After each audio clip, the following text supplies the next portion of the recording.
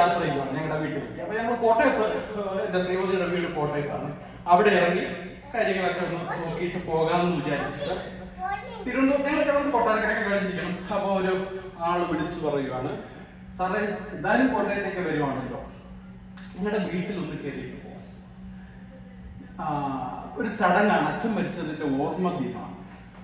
അപ്പോ ഒന്ന് കയറി, അവിടെ പ്രാർത്ഥനയുണ്ട്, അതിലൊന്ന് പങ്കെടുത്തിട്ട് ഭക്ഷണമൊക്കെ ഇവിടുന്ന് കഴിച്ചിട്ട്, അപ്പൊ നമ്മുടെ തിരുവനന്തപുരത്ത് നിന്ന് വെഞ്ഞാറമൂട് വിമാനത്തിൽ എത്തണമെങ്കിൽ തന്നെ 1.5 മണിക്കൂർ എടുക്കുന്ന ഒരു ട്രാഫിക് സംവിധാനമാണ് ഉള്ളത്.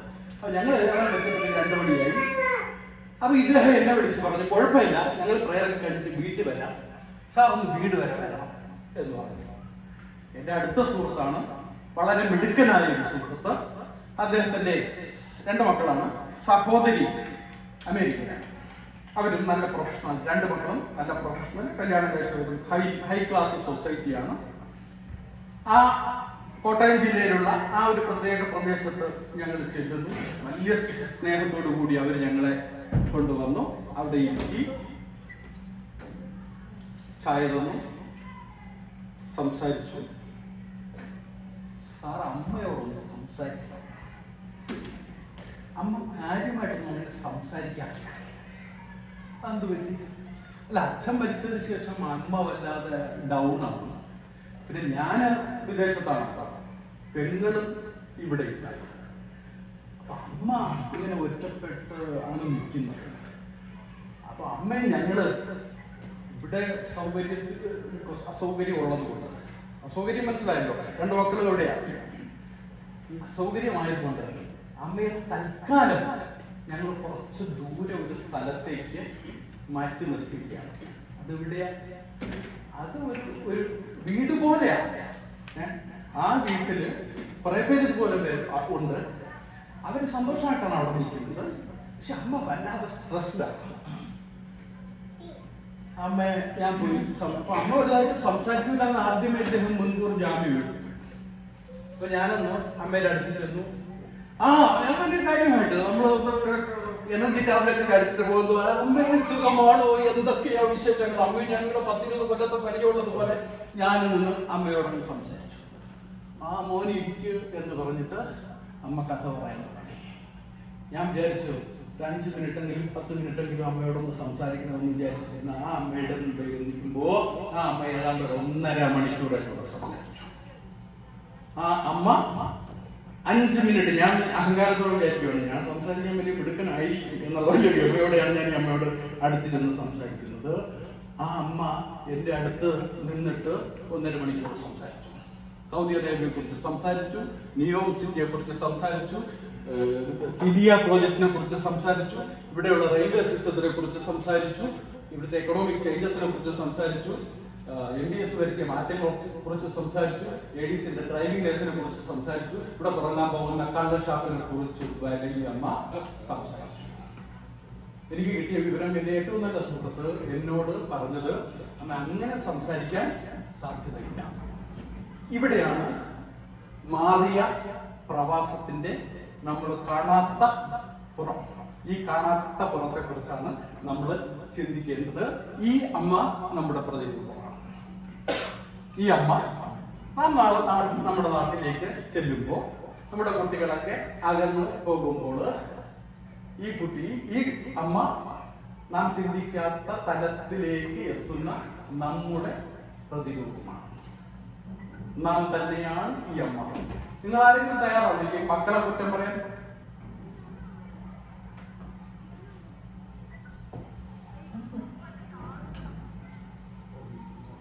ഈ മക്കളെ കുറ്റം പറയാൻ നമുക്ക് കഴിയുമോ? അഭിനസർ? അവർക്ക് ജീവിതം, അവരുടെ ജീവിതം അവർ ജീവിച്ച് തീർത്തേ പറ്റുള്ളൂ, അല്ലേ? അവർ തെറ്റുകാരാണ്, അമ്മ തെറ്റുകാരിയാണ്. ഇതാണ് ഒരു സൈക്കിൾ, പ്രവാസത്തിന്റെ സൈക്കിൾ. അംബാസഡർ കാറിൽ പെട്ടിയുമായി പോകുമ്പോൾ ആ കാറിൽ കയറാതെ 15 പേരെ അംബാസഡർ കാറിൽ പോകുമായിരുന്നു എയർപോർട്ടിൽ. തിരുവനന്തപുരം എയർപോർട്ടിൽ ചിറയിൽ പോയാൽ ജോയിയാണ് പോകുന്നതെങ്കിൽ ജോയിയെ ഉൾപ്പെടെ 15 പേര് അംബാസഡർ കാറിൽ കയറി പോകുന്ന അത്രയും കുടുംബ ബന്ധങ്ങളിൽ നിന്ന് 35-40 വർഷത്തിന് മുമ്പ് ഒരു അംബാസഡർ കാറിൽ, അന്ന് കോൾസ് ഒന്നും ഇല്ല സർ,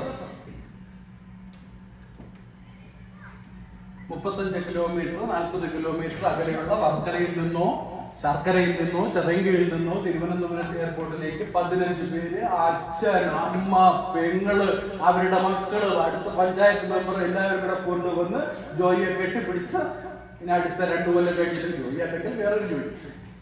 ഈ ജോയി വലിയ സ്വന്തം ജോയ്ഫുൾ ആയിട്ടിരിക്കുന്നത് കൊണ്ട് നമുക്ക് അങ്ങനെ പറഞ്ഞു. ഇതാണ് പ്രവാസത്തിന്റെ തുടക്കവും നാം എത്തി നിൽക്കുന്നത്. അപ്പോ ഒരു ചരിത്രം, ഒരു കാലഘട്ടം 1960-70കളിൽ നമ്മൾ കണ്ട ചിത്രത്തിൽ നിന്ന് 2025ലേക്ക് മാറുമ്പോഴുള്ള സാമൂഹ്യ ക്രമം നമ്മെ എവിടെ എത്തിച്ചിരിക്കുന്നു? നമ്മൾ, അമ്മയുടെ ഈ പ്രതിരൂപങ്ങളായ നമ്മൾ അനുഭവിക്കാൻ പോകുന്ന അടുത്ത 10 വർഷം കഴിയുമ്പോൾ അല്ലെങ്കിൽ 15 വർഷം കഴിയുമ്പോൾ നാം കാണാൻ പോകുന്ന, കേൾക്കാൻ പോകുന്ന, അനുഭവിക്കാൻ പോകുന്ന നമ്മൾ എന്റെ ചക്കരെ തട്രാവനെ അത് തന്നെ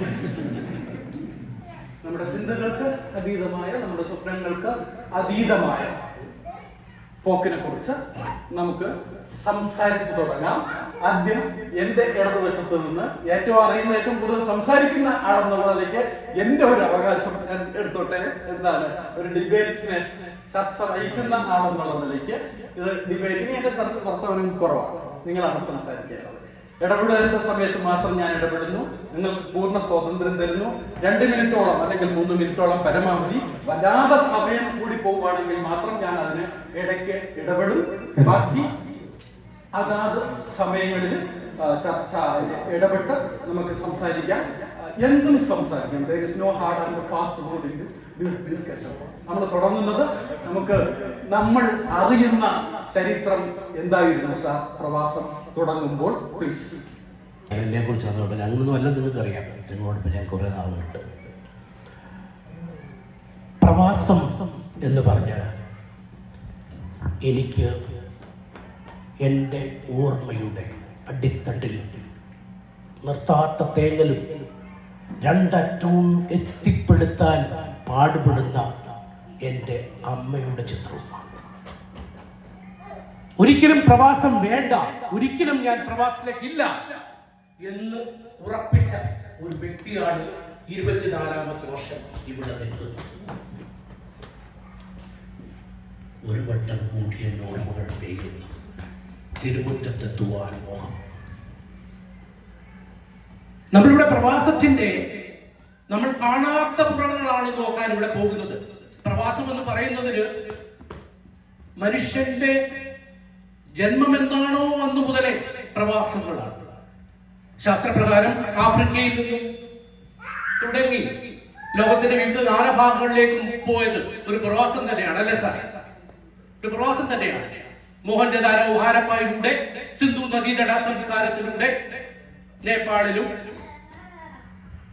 ശ്രീലങ്ക വഴി കേരളത്തിലും കർണാടകത്തിലും ഒക്കെ എത്തപ്പെട്ട ആ സംസ്കാരം ആഫ്രിക്കൻ ഉറവിടമാണ് എന്ന് ശാസ്ത്രം നമ്മെ തെളിയിച്ചത്. അതാണ് പ്രവാസത്തിന്റെ അടിത്തട്ട്. ഇനി നമ്മള് പ്രവാസത്തിന്റെ കാണാപ്പുറങ്ങളിലേക്ക് പോയി കഴിഞ്ഞാൽ നമ്മളൊരു പക്ഷേ രക്ഷപ്പെട്ടില്ലേ എന്ന് എനിക്ക് തോന്നുന്നു. കാരണം നമ്മുടെ നാട് മാറിക്കൊണ്ടേയിരിക്കുകയാണ്. സത്യം അസത്യമാകുന്നു, വാക്കുകളുടെ അർത്ഥം മാറുന്നു. പല വാക്കുകളുടെയും അർത്ഥം ഇത് തന്നെയാണോ എന്ന് നടക്കുന്ന കാരണങ്ങൾ കൊണ്ട് നമ്മൾ തിരിച്ചറിയാൻ ശ്രമിക്കുന്ന കാലഘട്ടമാണിത്. അതുകൊണ്ട് തന്നെ നമ്മൾ അതിൽ നിന്നെല്ലാം രക്ഷപ്പെട്ടു. 24 കൊല്ലം മുന്നേ ഞാൻ നാട്ടിൽ ഇറങ്ങിയപ്പോൾ ഏത് മാനസികാവസ്ഥയിലാണോ ഏകദേശം അതേ സത്യസന്ധത ഉണ്ടെങ്കിൽ കേട്ടോ, സത്യസന്ധതയും നേരെ പോവാന്നുള്ള കാര്യങ്ങളൊക്കെ നമ്മളിലുണ്ട്. പക്ഷെ ഇന്ന് നമ്മൾ നാട്ടിൽ ഇറങ്ങിക്കഴിഞ്ഞാൽ നമ്മുടെ ചുറ്റുപാടുമുള്ളവർ അങ്ങനെയല്ല. അവർ നമ്മളെക്കാൾ ഒത്തിരി വളർന്നിരിക്കുന്നു. വളർന്ന് ആകാശമുട്ട വളർന്നു. എന്തിന്? മനുഷ്യനെ കളിപ്പിച്ച് കയ്യിലെടുക്കുന്നതിന്, മനുഷ്യനെ നശിപ്പിക്കുന്നതിന്. നമ്മൾ എന്താണോ കാണുന്നത് അതൊന്നുമല്ല അവർ. അവിടെ നമ്മൾ രക്ഷപ്പെട്ടു. നമ്മൾ ഇനിയും കുറേ എത്തേണ്ടിയിരിക്കുന്നു അവരുടെ അവസ്ഥയിലേക്ക് എത്താനായിട്ട്. ഇതാണ് എനിക്ക് തോന്നുന്നത് ഏറ്റവും പ്രധാനപ്പെട്ട നമ്മൾ കാണാത്തൊരു വശം. മറുവശം, നമ്മുടെ കുട്ടികൾ രക്ഷപ്പെട്ടില്ലേ എന്നുള്ളതാണ്. നമുക്ക് നാട് ഇത് നമുക്ക് കണ്ടു കഴിഞ്ഞാൽ, ഒരുപക്ഷെ ചിന്തിച്ചു കഴിഞ്ഞാൽ നമ്മുടെ ഇതൊന്നും കൈപ്പിടിയിൽ എത്തുന്നില്ല എന്ന് നമുക്ക് തോന്നിപ്പോകും. നാരായണനെ നിങ്ങൾക്കെല്ലാം അറിയാം അല്ലേ? അറിയില്ലേ? നാരായണനെ അറിയാമോ? അറിയില്ല. എന്റെ മോനാണ്. അറിയില്ലേ എന്ന് പറയുന്നേ, ചർച്ചയല്ലേ അറിയാം. നിങ്ങൾക്കറിയുമോ നാരായണനെ നിരന്തരമായിട്ട് ആൾക്കാർ സമീപിക്കുന്നു, മോനെ നീ ഇതൊന്ന് വലിച്ചു നോക്കൂ, നല്ല സുഖമാണ്. അവർ ഏവരിലും നല്ലത് മാത്രം കാണുന്നു. ആരെന്ത് പറഞ്ഞാലും നല്ലതാണ് നമ്മുടെ കുട്ടികൾക്ക്. കാര്യം അവരിവിടുത്തെ നമ്മൾ വളർന്ന ഒരു പരിധി വരെയുള്ള നിഷ്കളങ്കിൽ താമസിച്ചവരാണ്. നിരന്തരമായിട്ടുള്ള സമ്മർദ്ദമാണ് അവരുടെ മുകളിൽ. നമ്മുടെ നാട് മാറിയിരിക്കുന്നു. അവിടെ പിടിച്ചു നിൽക്കുന്നവർ ഇതൊക്കെ ഉപയോഗിക്കുന്നവരാണ്.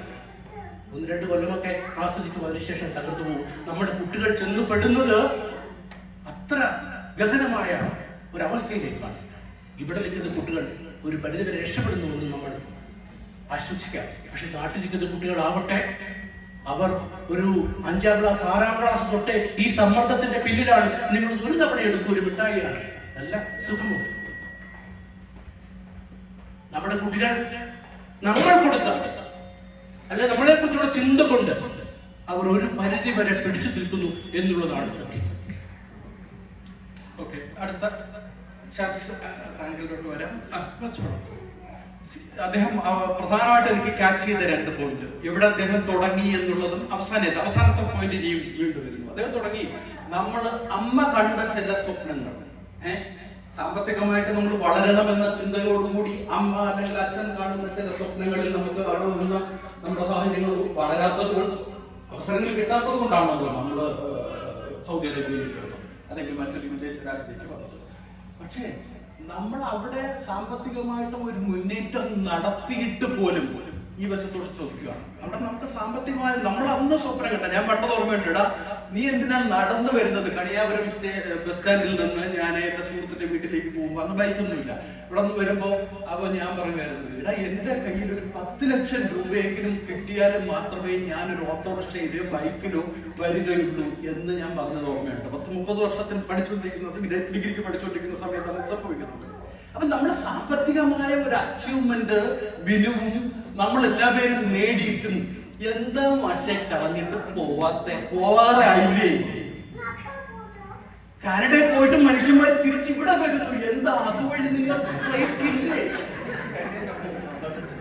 കാനഡ വഴി ഇവിടെ സൗദിയിൽ തൊടാതെ നേരെ അപ്പുറത്ത് പാകിസ്ഥാൻ വഴി പോകുന്ന ഫ്ലൈറ്റ് ഉണ്ടല്ലോ. എന്തുകൊണ്ട് നിങ്ങൾ പോകുന്നില്ല? ഇത്രയും ഉണ്ടാക്കിയില്ലേ എന്ന് ചോദിച്ചാല് വിടമാട്ടെ, ഞാൻ സൗദി വിടമാട്ടെ. എന്തുകൊണ്ട് നമ്മൾ അങ്ങനെ ഒരവസ്ഥയിലേക്ക് നിൽക്കുന്നു? ഇല്ലേ? Question is open for all, please. ജയേന്ദ്രമാഷ് പറഞ്ഞ പ്രവാസം അന്ന് ഇന്ന്, അതിനൊരു ചെറിയൊരു ചുരുങ്ങിയ വാക്കിൽ ഞാൻ പറഞ്ഞിട്ട് നിർത്താം. 1996 ഓഗസ്റ്റ് 26-ാം തീയതി നാട്ടിൽ നിന്ന് പോരുമ്പോൾ അന്ന് യാത്ര അയക്കാനായിട്ട് ഏതാണ്ട് 130ഓളം പേര് വീട്ടിലുണ്ടായിരുന്നു. അന്ന് പോരുമ്പോൾ അത് ഇന്ന് എവിടെ എത്തി നിൽക്കുന്നു എന്ന് ചോദിച്ചു കഴിഞ്ഞാൽ, ഇന്ന് നമ്മൾ എയർപോർട്ടിൽ ചെന്ന് യൂബർ വിളിച്ച് നേരെ വീട്ടിൽ പോകുന്നു, അല്ലെങ്കിൽ വൈഫ് പിക്ക് ചെയ്യുന്നു. ആ ഒരു അവസ്ഥയിൽ നമ്മുടെ പ്രവാസം എത്തി നിൽക്കുകയാണ്. പിന്നെ ഏതൊരു പ്രവാസിയെ സംബന്ധിച്ചിടത്തോളം അവരുടെ നമ്മൾ ഏറ്റവും വലിയ പരാജയം എന്ന് പറഞ്ഞു കഴിഞ്ഞാൽ, പ്രവാസത്തിന്റെ പരാജയം എന്ന് പറഞ്ഞു കഴിഞ്ഞാൽ, നമുക്ക് നമ്മുടെ നാട്ടിൽ സെറ്റിൽ ആവാൻ പറ്റാത്ത, നമ്മൾ അന്ന് അവിടെ നിന്ന് പോരുന്നപ്പോൾ ഞാനെല്ലാം പറയും മാക്സിമം 3 വർഷം അല്ലെങ്കിൽ 5 വർഷം, ഈ 5 വർഷം കൊണ്ട് നമ്മൾ തിരിച്ച് നാട്ടിൽ വന്ന് സെറ്റിൽ ആവുന്നതായിരിക്കും, അതൊക്കെ അപ്പുറമില്ല. പക്ഷെ നമ്മുടെ ഏറ്റവും വലിയ പരാജയം എന്ന് പറഞ്ഞു കഴിഞ്ഞാൽ, നമുക്ക് ഈ പ്രവാസം വിട്ട് നമ്മുടെ നാട്ടിൽ നമുക്ക് എത്താൻ കഴിയുന്നില്ല തിരിച്ച്. കാരണം നമ്മളുടെ ആ ഒരു മെന്റൽ ഡെവലപ്മെന്റ് അല്ലെങ്കിൽ നമ്മൾ ആഗ്രഹങ്ങൾ തീരുന്നില്ല, ആഗ്രഹങ്ങൾ ഇങ്ങനെ നീണ്ടു പോവുകയാണ്. അപ്പൊ അതുകൊണ്ട് നമുക്ക് നാട്ടിൽ സെറ്റിലാകാൻ പറ്റുന്നില്ല. അതാണ് ഒരു പ്രവാസിയെ സംബന്ധിച്ചിടത്തോളം ഉള്ള ഏറ്റവും വലിയ വിഷം. 10 മതി എന്നും കുറച്ച് പറയൂ എല്ലാവരും. ശതം കിട്ടല്ലോ അവിടുന്ന്. ബാക്കി 10 കിട്ടുമെങ്കിൽ 100 മതിയെന്നും മതിയെന്നും. നമുക്ക് നമ്മുടെ ആഗ്രഹങ്ങൾ ഒരിക്കലും അവസാനിക്കുന്നില്ല. അത് മാത്രമല്ല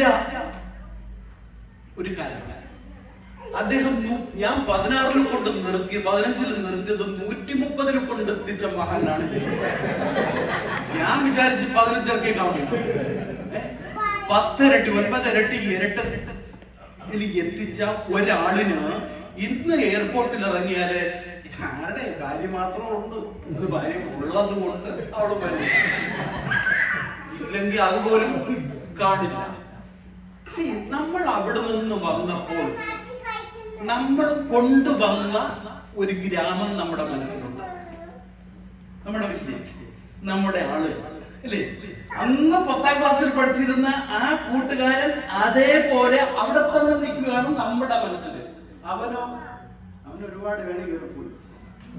നമ്മൾ തിരിച്ചവിടെ ചെല്ലുമ്പോൾ you cannot come to their level. They cannot accept you. You wanted to accept him as it was. അല്ലേ?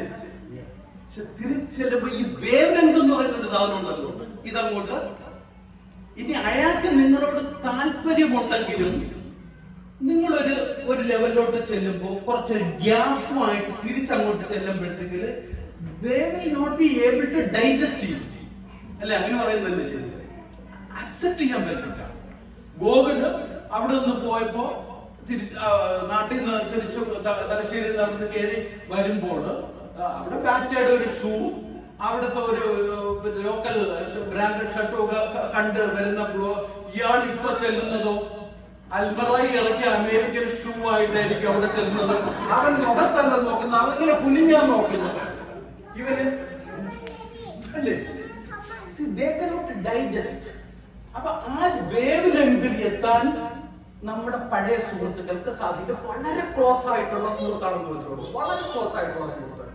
നമ്മുടെ ആ 2 വർഷം 3 വർഷം ഗ്യാപ്പ് കഴിഞ്ഞിട്ട് അവിടെ ചെല്ലുമ്പോഴത്തേക്ക് പണ്ടാണെങ്കിലും ഒക്കെ എട്ടിപ്പിടിച്ച് തോളി കയറുന്നവൻ തോളി കയറും മുട്ടുവരെ അഡ്ജസ്റ്റ് ചെയ്തിട്ടായിരിക്കും ഇവൻ നമ്മുടെ മുമ്പ് നിൽക്കാൻ.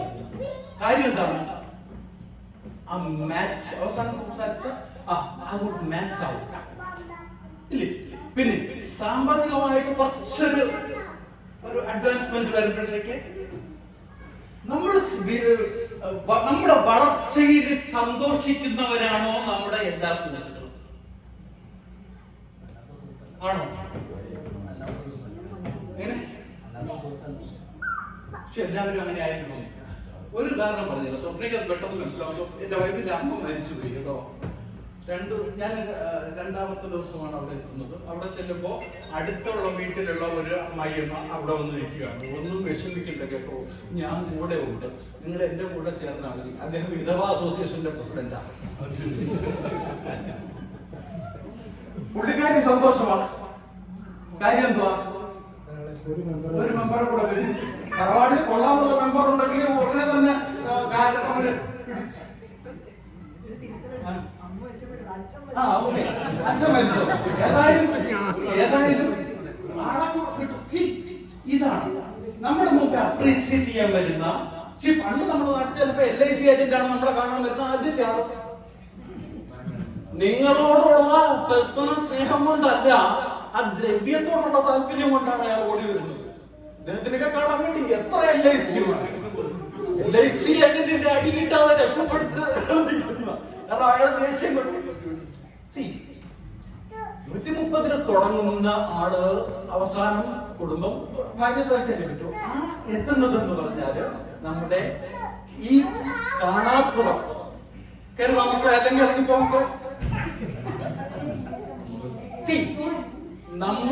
ഞാൻ സംസാരിച്ചു തുടങ്ങിയ വിഷയാവതരണം നടത്തിയപ്പോഴുള്ള കാണാത്ത പുറങ്ങളാണ്.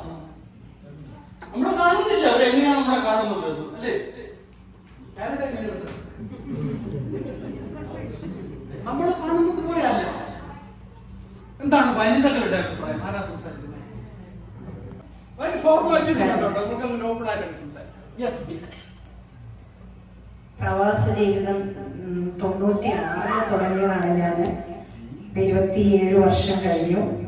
ഇപ്പോൾ ഒരു 7 വർഷമായിട്ട് നാട്ടിലാണ്.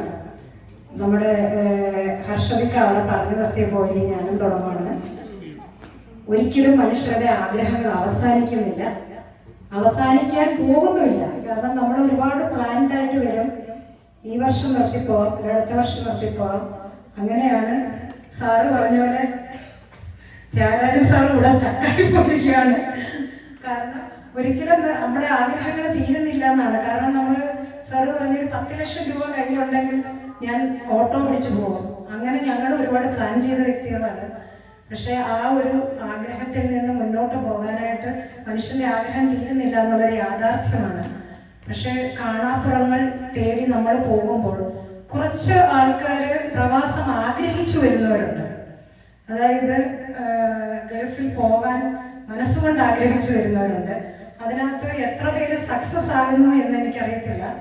കാരണം നല്ലൊരു ശതമാനം ആൾക്കാരും അവരുദ്ദേശിക്കുന്ന രീതിയിൽ പ്രവാസം മുന്നോട്ട് കൊണ്ടുപോകാനായിട്ട് അവരെ കൊണ്ട് സാധിക്കുന്നില്ല. പിന്നെ നമ്മൾ ഉദ്ദേശിക്കുന്നതിലപ്പുറം നല്ലൊരു ജോലി, അതായത് അവരെന്താണോ ആഗ്രഹിച്ചു വരുന്ന ആ ഒരു ഫേമിലേക്ക് അവർക്ക് എത്തിപ്പെടാൻ പറ്റിയാൽ, അല്ലെങ്കിൽ അവർ ഉദ്ദേശിക്കുന്ന രീതിയിൽ ഫൈനാൻഷ്യൽ ഏണിങ്സ് ഉണ്ടാക്കാൻ പറ്റിയാൽ മാത്രമേ അവരാഗ്രഹിച്ച ഒരു പ്രവാസ ജീവിതം മുന്നോട്ട് കൊണ്ടുപോകാനായിട്ട് സാധിക്കത്തുള്ളൂ. അതല്ലാത്ത പക്ഷം നമ്മൾ ഈ പറയുന്ന കാണാപ്പുറങ്ങൾ അവിടെ ഉണ്ടാവുകയാണ്. കാരണം അവര് എത്രമാത്രം ഈ ഒരു അവസ്ഥയിൽ ഇവിടെ തരണം ചെയ്യുന്നുവെന്ന് നമ്മൾ ഓരോരുത്തരും അനുഭവിച്ചിപ്പം തറവാട്ടിലെ എത്ര മെമ്പറുണ്ടോ ജയചന്ദ്രൻ സാറിനും അറിയാം.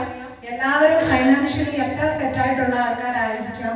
അതുകൊണ്ടാണ് ഇതുപോലൊരു സംഘടനയിൽ മുന്നോട്ട് പോകുന്നത്. അതല്ല, അതിനും അപ്പുറം കാണാപ്പുറങ്ങൾ നമുക്കുണ്ടെന്നറിയാം. കാരണം ഞാൻ വർക്ക് ചെയ്തെടുത്ത് ഒരുപാട് ആൾക്കാരെ കണ്ടിട്ടുണ്ട്. കാരണം ശരിക്കും എന്താ പറയുക, അണ്ടർ ഗാർമെന്റ്സ് പോലും വാങ്ങിക്കാൻ പോലും പൈസ ഇല്ലാതെ ഞങ്ങൾ വാങ്ങി കൊടുത്തിട്ടുണ്ട്. അപ്പൊ നമ്മൾ അങ്ങനെ ഒരു അറ്റ്മോസ്ഫിയറിൽ ജീവിക്കുന്നവരെ നമ്മുടെ ഈ കൂട്ടത്തിലില്ല. അപ്പൊ നമ്മളാരും അനുഭവിച്ചു അല്ലെ പ്രവാസം ജീവിച്ചു എന്ന് പറയുന്നതിൽ എനിക്ക് അതിനോട് യോജിക്കാൻ പറ്റില്ല. കാരണം ഇതിനും അപ്പുറം കാണാപ്പുറം ഒരുപാട് കാര്യങ്ങളുണ്ട്. പിന്നെ പേരൻസിന്റെ കാര്യം പറഞ്ഞത് ഞാൻ പറഞ്ഞില്ലേ, എത്തിപ്പെടാൻ ആഗ്രഹിക്കുന്ന പേരൻസും ഇതിനകത്ത് ഇൻവോൾവ് ആണ്. എൻ്റെ മകൻ ഗൾഫിൽ പോയി നല്ലൊരു ജോലി, സാറ് പറഞ്ഞ പോലെ പെട്ടിയൊക്കെ കെട്ടിവെച്ച് പോകാൻ കാണാൻ ആഗ്രഹിക്കുന്ന ഒരുപാട് പേരൻസ് ഉണ്ട്. അതിനകത്ത് എത്രമാത്രം ആൾക്കാർ സക്സസ് ആയി തിരിച്ചെത്തുന്നു എന്നുള്ളത് ഒരു വലിയൊരു സംഭവം തന്നെയാണ്. പക്ഷെ ഈ കാണാപ്പുറം തേടി പോകുന്ന സമയത്തും തിരിച്ചെത്തുന്ന ആൾക്കാര് ഇപ്പം ആഗ്രഹങ്ങൾ തീരാത്തത് കൊണ്ട് തിരിച്ചെത്തുന്ന കുറച്ച് ആൾക്കാരുണ്ട്. പക്ഷെ പോയിട്ട് വീണ്ടും അവർ തിരിച്ചിവിടെ വരും. കാരണം അവരുടെ ആഗ്രഹങ്ങൾ തീരാത്തത് കൊണ്ടല്ല, ഈ പറഞ്ഞ ഒരു പോയിന്റ് അവിടെ ഇതാണ്. കാരണം നാട്ടിൽ സെറ്റിലാകാൻ അവരെ കൊണ്ട് പറ്റത്തില്ല. കാരണം അവർ പ്രവാസം ആസ്വദിച്ച് ജീവിച്ചവരാണ്. അതേസമയം ഇവിടെ ഒരു പരിധിവരെ പ്രവാസം അനുഭവിച്ച വ്യക്തികൾ നാട്ടിൽ, അതായത് ഗൃഹാതുരത്വം എന്നൊരു ഇത് ആഗ്രഹിച്ച് ജീവിക്കുന്നവരുണ്ട്. നമ്മുടെ തറവാട് പോലുള്ള സംഘടനയിലുള്ള ആൾക്കാരല്ല ഞാൻ ഉദ്ദേശിക്കുന്നത്. അവരിവിടെ അടിച്ചു പൊളിച്ചാണ് ജീവിക്കുന്നത്. പക്ഷെ അതിനേക്കാളുപുറം ഈ ഗൃഹാതുരത്വം ആഗ്രഹിക്കുന്ന ആൾക്കാര് നാട്ടിൽ ചെന്നാൽ മാത്രമേ അവർക്ക് സമാധാനമായിട്ട് ഒരു ദിവസം, അതായത് കഞ്ഞിയോ ഉണ്ടെങ്കിൽ അത് കുടിച്ച് അവർക്ക് ഉറങ്ങാൻ പറ്റത്തുള്ളൂ. പ്രത്യേകിച്ച് അതുകൊണ്ട് തന്നെ ഞാൻ ആ ഒരു ഇതിൽ നിർത്തുകയാണ്.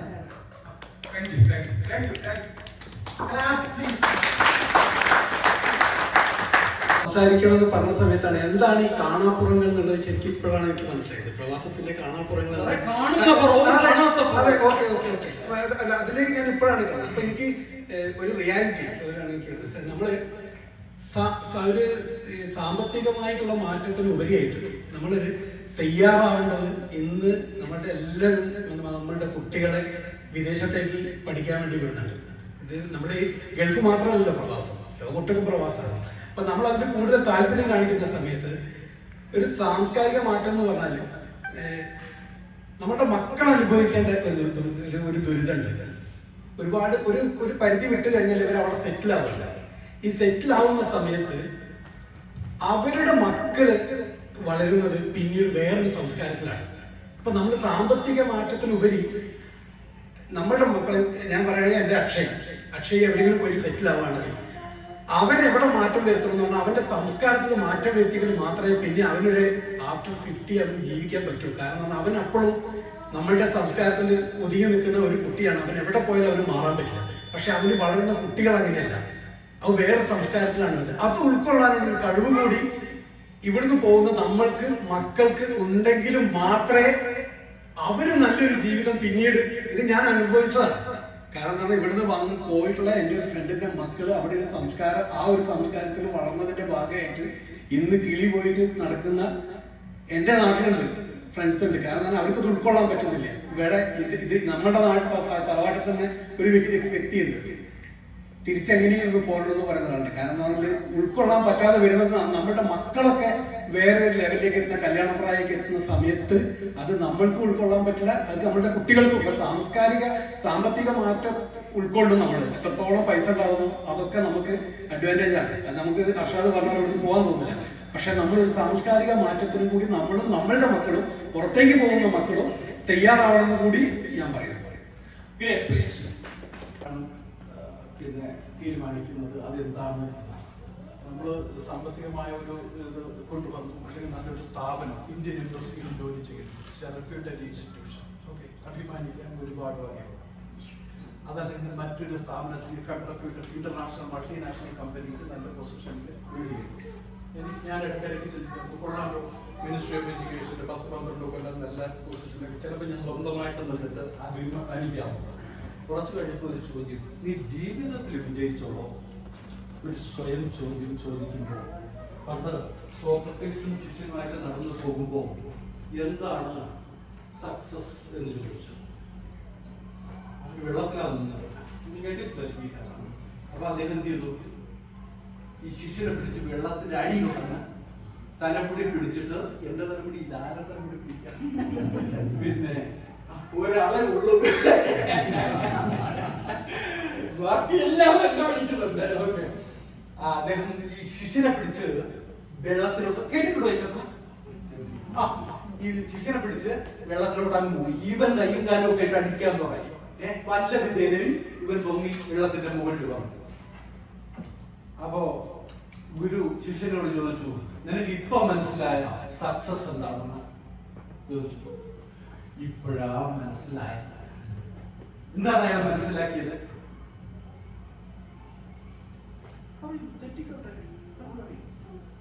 എന്താ മനസ്സിലാക്കിയത്? എന്താണ് മനസ്സിലാക്കിയത്? അയാൾ പിടിച്ച് വെള്ളത്തിൽ താഴെ അവിടെ പൊങ്ങി വന്നു. ഇത്രയേ ഉള്ളൂ. സക്സസ് എന്ന് പറഞ്ഞാല്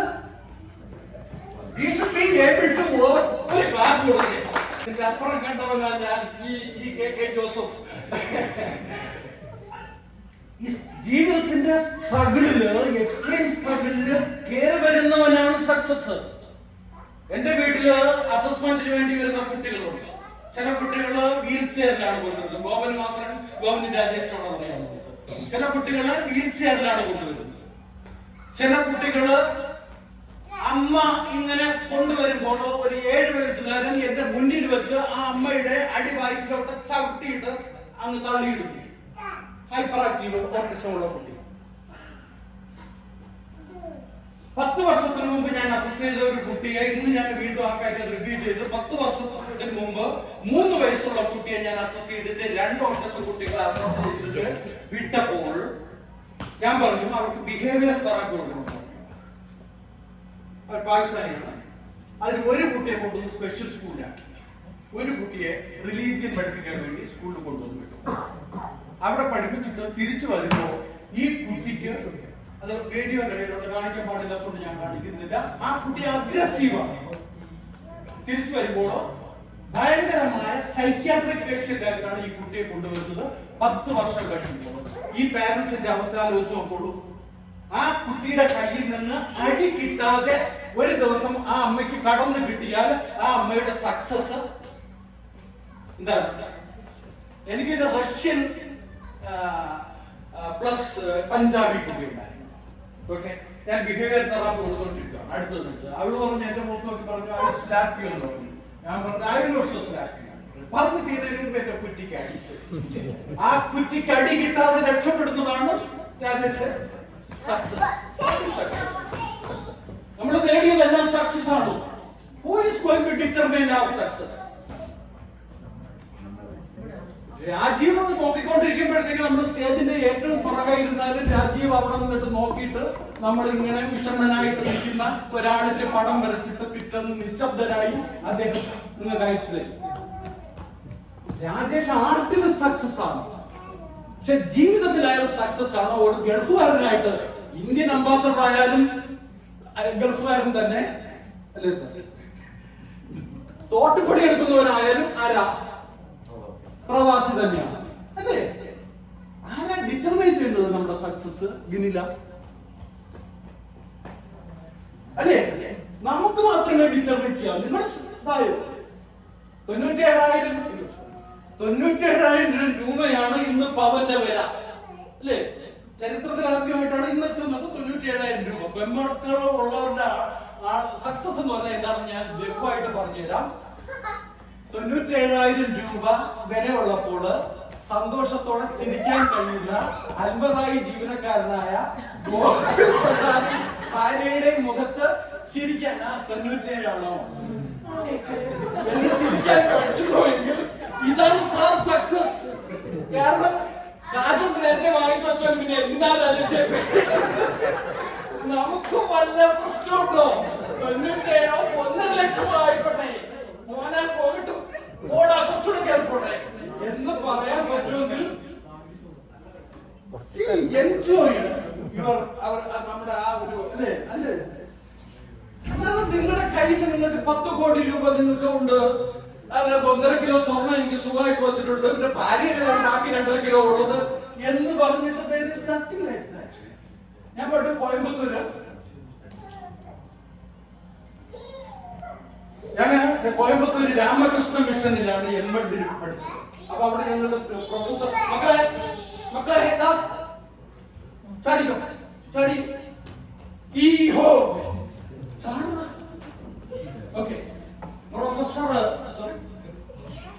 പ്രൊഫസർ M.N.G. മണി എന്ന് പറഞ്ഞ ലോകത്ത് അറിയുന്ന ഒരു എഡ്യൂക്കേഷനിസ്റ്റ് ആണ്. അദ്ദേഹത്തിന്റെ അടുത്ത് 25 കോടി രൂപയും കൊണ്ട് രാമകൃഷ്ണ മിഷനെ കൊണ്ട് കൊടുത്തിട്ട് പിന്നെ ഒരാള് പറയുവാണ് എന്നെ മഠത്തിൽ ചേർത്തോളൂ എന്ന്. ഞാൻ മഠത്തിന്റെ ആളായിട്ട് നിൽക്കാം. അപ്പൊ അദ്ദേഹം പറഞ്ഞു, നിങ്ങൾ 25 കോടി രൂപയും 25 വർഷത്തിന് മുമ്പ് കൊണ്ട് സൊസൈറ്റിക്ക് ഡൊണേറ്റ് ചെയ്തിട്ട് ഒന്നുമില്ലാത്ത ആളായിട്ട് നിങ്ങൾ തിരിച്ചു വന്നാല് ഞാൻ നിങ്ങളെ അക്സെപ്റ്റ് ചെയ്യാം. അപ്പൊ നമ്മുടെ സാമ്പത്തികമാണോ യഥാർത്ഥ സക്സസ്? ജോയി തുടങ്ങി ആരെങ്കിലും, ജോയിയോ ആരെങ്കിലും?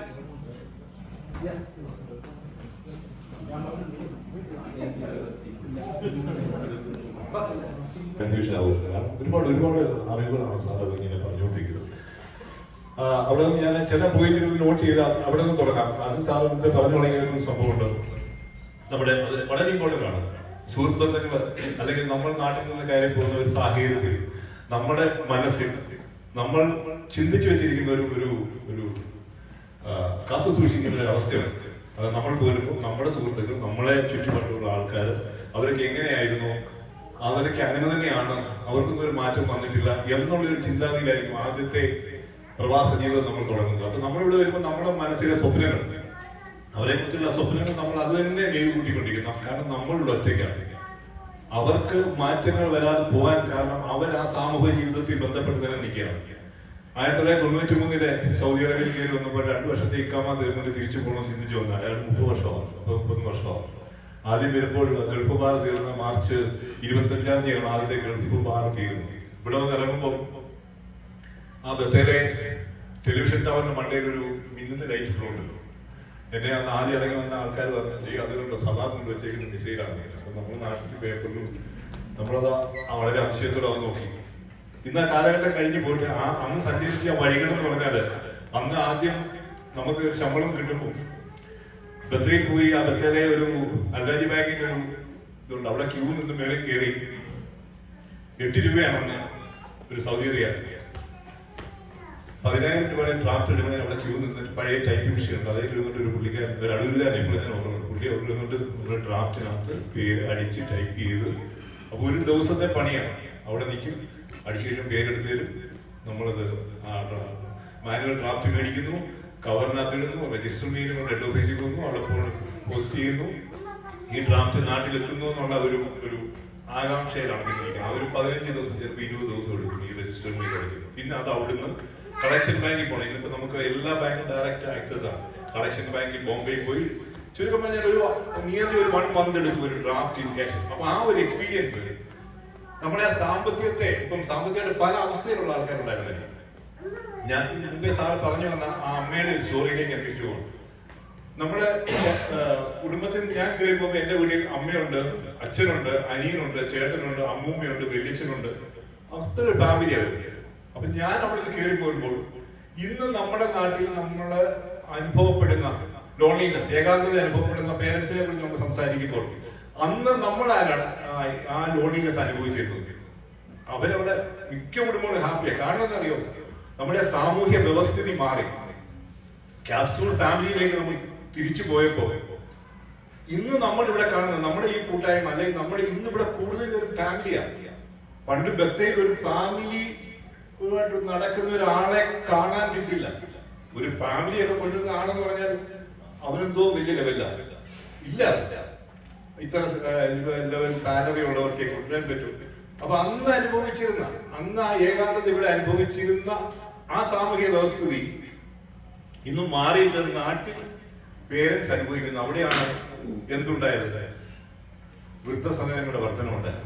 ഈ വൃദ്ധസദനങ്ങളുടെ വർധനവ് ഒരു പരിധി നമുക്ക് ന്യായീകരിക്കാനോ തള്ളിക്കളയാനോ പറ്റില്ല. കാരണം ക്യാപ്സൂൾ ഫാമിലി, അതാണ് പറഞ്ഞ സാമൂഹിക വ്യവസ്ഥിതിയിലുണ്ടായ മാറ്റം. ഒരു വീട്ടിൽ 2 കുട്ടി അല്ലെങ്കിൽ ഒരു കുട്ടിയെ ഉണ്ടെങ്കിൽ സാറ് പറഞ്ഞ ജീവിക്കണ്ടേ? സമ്പാദിക്കാനല്ല, പണക്കാരനല്ല, അത്യാർത്ഥികളല്ല, നാട്ടിലൂടെ തൊഴിലവസരങ്ങൾ. അപ്പോൾ അവർക്ക് അവരുടെ മേച്ചിപ്പുറങ്ങൾ തേടി പോകേണ്ടി വരുന്നു. പോകുമ്പോൾ അവർക്ക് അവശേഷിപ്പുകളായിട്ട് അവശേഷിക്കുന്ന അച്ഛനോ അമ്മയോ അവർ ഏകാന്തതയിലേക്ക് പോകുന്നു. പലരും മറിച്ച് അനുഭവങ്ങൾ ഉണ്ടായിരിക്കും. കൂടുതൽ ഫാമിലിയുള്ള സ്വത്തിന്റെ പേരിൽ നോക്കാതെ ഞാൻ തള്ളിക്കളയുന്നില്ല. പക്ഷേ അപൂർവമായിട്ടുണ്ടാകുന്ന ഇങ്ങനെയുള്ള കേസുകൾ സംഭവിക്കുന്നു. അമ്മയും അച്ഛനും ഏകാന്തത അനുഭവപ്പെടുന്നു. ഈ അമ്മ പറഞ്ഞ സ്റ്റോറി സാറ് പറഞ്ഞത്, ഇന്ന് അമ്മയ്ക്ക് അത്രയും കാര്യങ്ങൾ പറയാൻ സാധിക്കുന്നുണ്ടെങ്കിൽ അത് നമ്മുടെ സാമൂഹ്യ വ്യവസ്ഥയിൽ വന്ന മാറ്റങ്ങളാണ്. ഇന്ന് നമ്മൾ വീടുകൊണ്ട് കാണുന്നു, കേൾക്കുന്നു. കാരണം ന്യൂ ജനറേഷൻ, സോഷ്യൽ മീഡിയയുടെ വളർച്ച, TV ആക്സസ്, ഇതൊക്കെ ഉള്ളതാണ് അമ്മയ്ക്ക് സൗദി അറേബ്യയിലെ ബാറിനെ കുറിച്ചും MBSന്റെ പ്രവർത്തനങ്ങളെ കുറിച്ചും പുരോഗമനങ്ങളെ കുറിച്ചൊക്കെ മനസ്സിലാക്കാൻ സാധിച്ചത്. അപ്പൊ ഞാൻ ഈ കാലഘട്ടത്തിൽ ഇവിടെ വന്നപ്പോൾ നമുക്ക് ഉണ്ടാകുന്ന ഒരു വ്യവസ്ഥിതി, ഇതെല്ലാം സാമൂഹ്യ വ്യവസ്ഥിതിയിലുണ്ടായ മാറ്റമാണ്. സാറ് പറഞ്ഞത് നമുക്ക് ആരെങ്കിലും ഇരിക്കുന്ന ആരെങ്കിലും തികയാതെയാണോ ഇരിക്കുന്നത്? ഓരോരുത്തരും ഇൻഡിവിജ്വലി നിർത്തി. പക്ഷെ നമ്മുടെ ജീവിത സാഹചര്യം ഓരോരുത്തരെയും എടുത്തുമ്പോൾ ചോദിച്ചു കഴിഞ്ഞാൽ നിങ്ങൾ എന്ത് വിഷയത്തിലാണ് അവിടെ നിൽക്കുന്നത്? ഞാൻ എന്തിനാ 30 വർഷമായിട്ട് ഇവിടെ നിൽക്കുന്നത്? അല്ലെ നാട്ടിൽ പോകരുതേ? തികയായിട്ടല്ല, പക്ഷെ എന്തോ നമ്മളെ ഒരു പ്രവാസിയെ ട്രാപ്പ് ചെയ്യുന്ന ഒരു സംഭവം നമ്മളെ പിന്തുടരുന്നുണ്ട്. അതാണ് നമ്മളിവിടെ നിൽക്കുന്നത്. പിന്നെ നമ്മുടെ പ്രബന്ധത്തിൽ പറഞ്ഞ വിഷയത്തെ കുറിച്ച് ഒരു വാക്ക് പറഞ്ഞാൽ, പ്രവാസ ജീവിതം ബന്ധങ്ങളെ അകറ്റുന്നുണ്ടോ? തമിഴിൽ ഇമകൾ അകലുമ്പോൾ മനം അകലും എന്ന ഒരു പ്രൈസ്. കുറെ കാലഘട്ടങ്ങൾ ഉണ്ടാകുമ്പോൾ മാനസിക ബന്ധങ്ങൾ, സുഹൃത്തുക്കളുടെ ബന്ധങ്ങളൊക്കെ അകന്നു പോകും. രാജേഷ് പറഞ്ഞ പോലെ വിദേശ സംസ്കാരത്തിലേക്ക് പോകുമ്പോൾ പ്രവാസ ജീവിതത്തിന് നമ്മുടെ സാമൂഹിക ജീവിതത്തിൽ വലിയ മാറ്റം വരുത്താതെ മിഡിൽ ഈസ്റ്റിലുള്ള ജീവിതം മാത്രമേ ഉള്ളൂ. മിഡിൽ ഈസ്റ്റിലുള്ളവർ അറ്റ്ലീസ്റ്റ് അങ്ങനെ തന്നെ കഴിഞ്ഞു പോകും. യൂറോപ്പ്, സൗത്ത് യൂറോപ്പ്, അമേരിക്ക പോയി കഴിയുമ്പോൾ അവരുടെ സാമൂഹ്യ വ്യവസ്ഥിതി ഒരു തലമുറയിലും മറ്റൊരു തലമുറയിലും ടോട്ടലി മാറും. അപ്പൊ ചോദിക്കും, നമ്മുടെ സംസ്കാരവും കാര്യങ്ങളും കെട്ടിപ്പിടിച്ചിട്ട് എന്താ? ജീവിച്ചാൽ മതി. എന്റെ ഈ ഒരു ജീവിത സാഹചര്യം, നമ്മുടെ ഒക്കെ ജീവിത സാഹചര്യമുള്ളതാണ് ഞാൻ തറവാട്ടിൽ വന്നത്. ഇല്ലാത്ത ആൾക്കാർ കാണും, അവർക്കും ജീവിക്കണ്ടേ? അപ്പൊ സാമൂഹ്യ വ്യവസ്ഥ എന്ന് പറയുന്നത് നമ്മൾ കൽപ്പിച്ചു കൊടുക്കുന്നതാണ്. അത് ഇൻഡിവിജ്വലി ആരുടെയും കുഴപ്പമില്ല. Thank you very much. 1960 അല്ലെങ്കിൽ 50 കഴിഞ്ഞപ്പോൾ പാലായിൽ നിന്നും പത്തനംതിട്ടയിൽ നിന്നും ഇടുക്കിയിൽ നിന്നുമൊക്കെ 1 ഏക്കറും 2 ഏക്കറും വിറ്റ് പാലക്കാടും മണ്ണാർക്കാടും പട്ടാമ്പിയിലും കണ്ണൂരും കൊങ്ങാടും ഒക്കെ ചെന്നിട്ട് 10ഉം 20ഉം ഏക്കർ നമ്മുടെ തേക്കിൻ തോട്ടങ്ങൾ വാങ്ങിച്ച് റബ്ബർ മരങ്ങളാക്കി മാറ്റിയത് പ്രവാസമായിരുന്നു.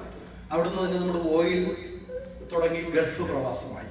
പിന്നെ നമ്മുടെ നഴ്സുമാരെ കേരളം പ്രൊഡ്യൂസ് ചെയ്തിട്ട് ജർമ്മനിയിലെയും അമേരിക്കയിലോട്ടും പോയി. അത് കഴിഞ്ഞിട്ട് എല്ലാം ഗ്ലോബൽ സിറ്റിസൺസ് ആയിട്ട് നമ്മൾ മാറുകയും ചെയ്തു. അപ്പോഴും അദ്ദേഹം പറഞ്ഞ ഒരു സാമൂഹ്യത, something is holding us back, something is holding us back. ഇന്നലെ എൻ്റെ അടുത്ത് വന്ന ഒരു പാരന്റാണ്. ഞാൻ ഈ പാരന്റ്സിന്റെ കാര്യം പേര് പറയാതെ പറയുന്നത് സാമൂഹ്യ സ്ഥിതി മനസ്സിലാക്കാൻ വേണ്ടിയാണ്. ആ പാരന്റ്സ്, ആ അമ്മ എന്നെ കാണാൻ വരുമ്പോ പറഞ്ഞു, ഞങ്ങള് 6 പെണ്ണുങ്ങളാണ്, 5 പേരെയും കല്യാണം കഴിച്ചത് 5 ആണുങ്ങളുള്ള ഒരു വീട്ടിലേക്കാണ്. കാണാപ്പുറമാണ്, മറ്റൊരു കാണാപ്പുറമാണ്. മനസ്സിലായല്ലോ സംഭവം എന്താണ്? ഞങ്ങളെ 5 പെണ്ണുങ്ങളെ കല്യാണം കഴിച്ചത് ബ്രദേഴ്സ് ആണ്. അതിൽ 3 പേര് ഒരുമിച്ച് താമസിക്കുന്നു. അതിലുള്ള ഒരു സ്ത്രീക്ക് മക്കൾ ഉണ്ടായില്ല, എപ്പിലെപ്സി ഉള്ളത് കൊണ്ട്. രഹസ്യമായിട്ട് ഒരു അമ്മ പ്രസവിച്ച 5 മക്കളിൽ ഒരു കുഞ്ഞിനെ ആർക്ക് കൊടുത്തു? മറ്റേ അമ്മയ്ക്ക് കൊടുത്തു. ഒരിക്കലും നിങ്ങളിൽ നിന്ന് അവരറിയാൻ പോകാത്തത് കൊണ്ടാണ് ഞാനിത് പറയുന്നത്. നമ്മുടെ സമൂഹത്തിലെ കാണാത്ത പുറമാണ്. മനസ്സിലായല്ലോ? അപ്പൊ വീട്ടിലെ ഒരു പ്രശ്നം, ആ അമ്മയുടെ ഒറ്റ മകളെ ഈ അമ്മയുടെ മകൾ വല്ലാതെ ഉപദ്രവിക്കുന്നു. മനസ്സിലായോ? യഥാർത്ഥത്തിൽ ആ കുട്ടിയുടെ ആരാ? ഈ കുട്ടി സ്വന്തം സിസ്റ്റർ തന്നെയാണ്, അല്ലേ? എന്നിട്ട് ആ കുട്ടിയെ വല്ലാതെ പീഡിപ്പിക്കുന്നു. വീട്ടിലെ ഷെയർഡ് നിശയുടെ പാട്ടോട് കൂടി അവസാനിപ്പിക്കാമെന്ന് വിചാരിച്ചിരിക്കുകയായിരുന്നു. പിന്നെ എന്തൊക്കെയോ ഇവിടെ നടക്കുന്നു. എന്താ പറ്റിയത്? ഏത് എന്റെ കുഴപ്പമാണോ ഈ നാട്ടുകാരുടെ കുഴപ്പമാണോ? എനിക്ക് ഭ്രാന്ത് പിടിച്ചതാണോ ഈ നാട്ടുകാർക്കൊക്കെ പ്രശ്നമാണോ? ആ ഫ്ലോ പോയി. ഞാൻ എവിടെയാണ് നിർത്തിയത്? സിസ്റ്റർ ദ്രോഹിക്കുന്നു. ചിരി കഴിഞ്ഞാൽ പറയും ദ്രോഹം നിർത്താം. ആ അമ്മയുടെ ഈ കുഞ്ഞിനെ മറ്റു കുട്ടി വല്ലാതെ ഉപദ്രവിക്കുന്നു. യഥാർത്ഥത്തിൽ ഇവര് സിസ്റ്റേഴ്സ് ആണ്. ഈ കുട്ടിക്ക് അറിയില്ല.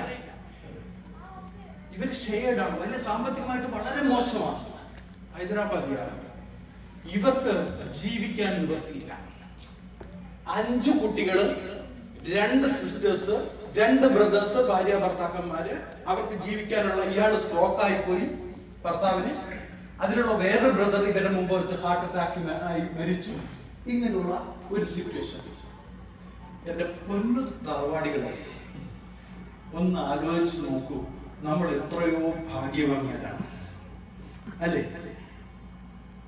നമുക്ക് എന്തുണ്ടെങ്കിലും നമുക്ക് തൃപ്തിപ്പെടാൻ കഴിയും. സാമൂഹ്യ വശം ചിന്തിക്കുമ്പോൾ പെട്ടെന്ന് നമ്മൾ അറിയാത്ത, സമൂഹത്തിന് നമ്മൾ അറിയാത്ത എത്ര ദുരന്തങ്ങളാണ്. അതുമായിട്ട് കണക്ട് ചെയ്ത് എനിക്ക് ശ്രീ ബിനു പറഞ്ഞ കാര്യത്തിലൂടെ കൂടെ പോകാതിരിക്കാൻ കഴിയില്ല.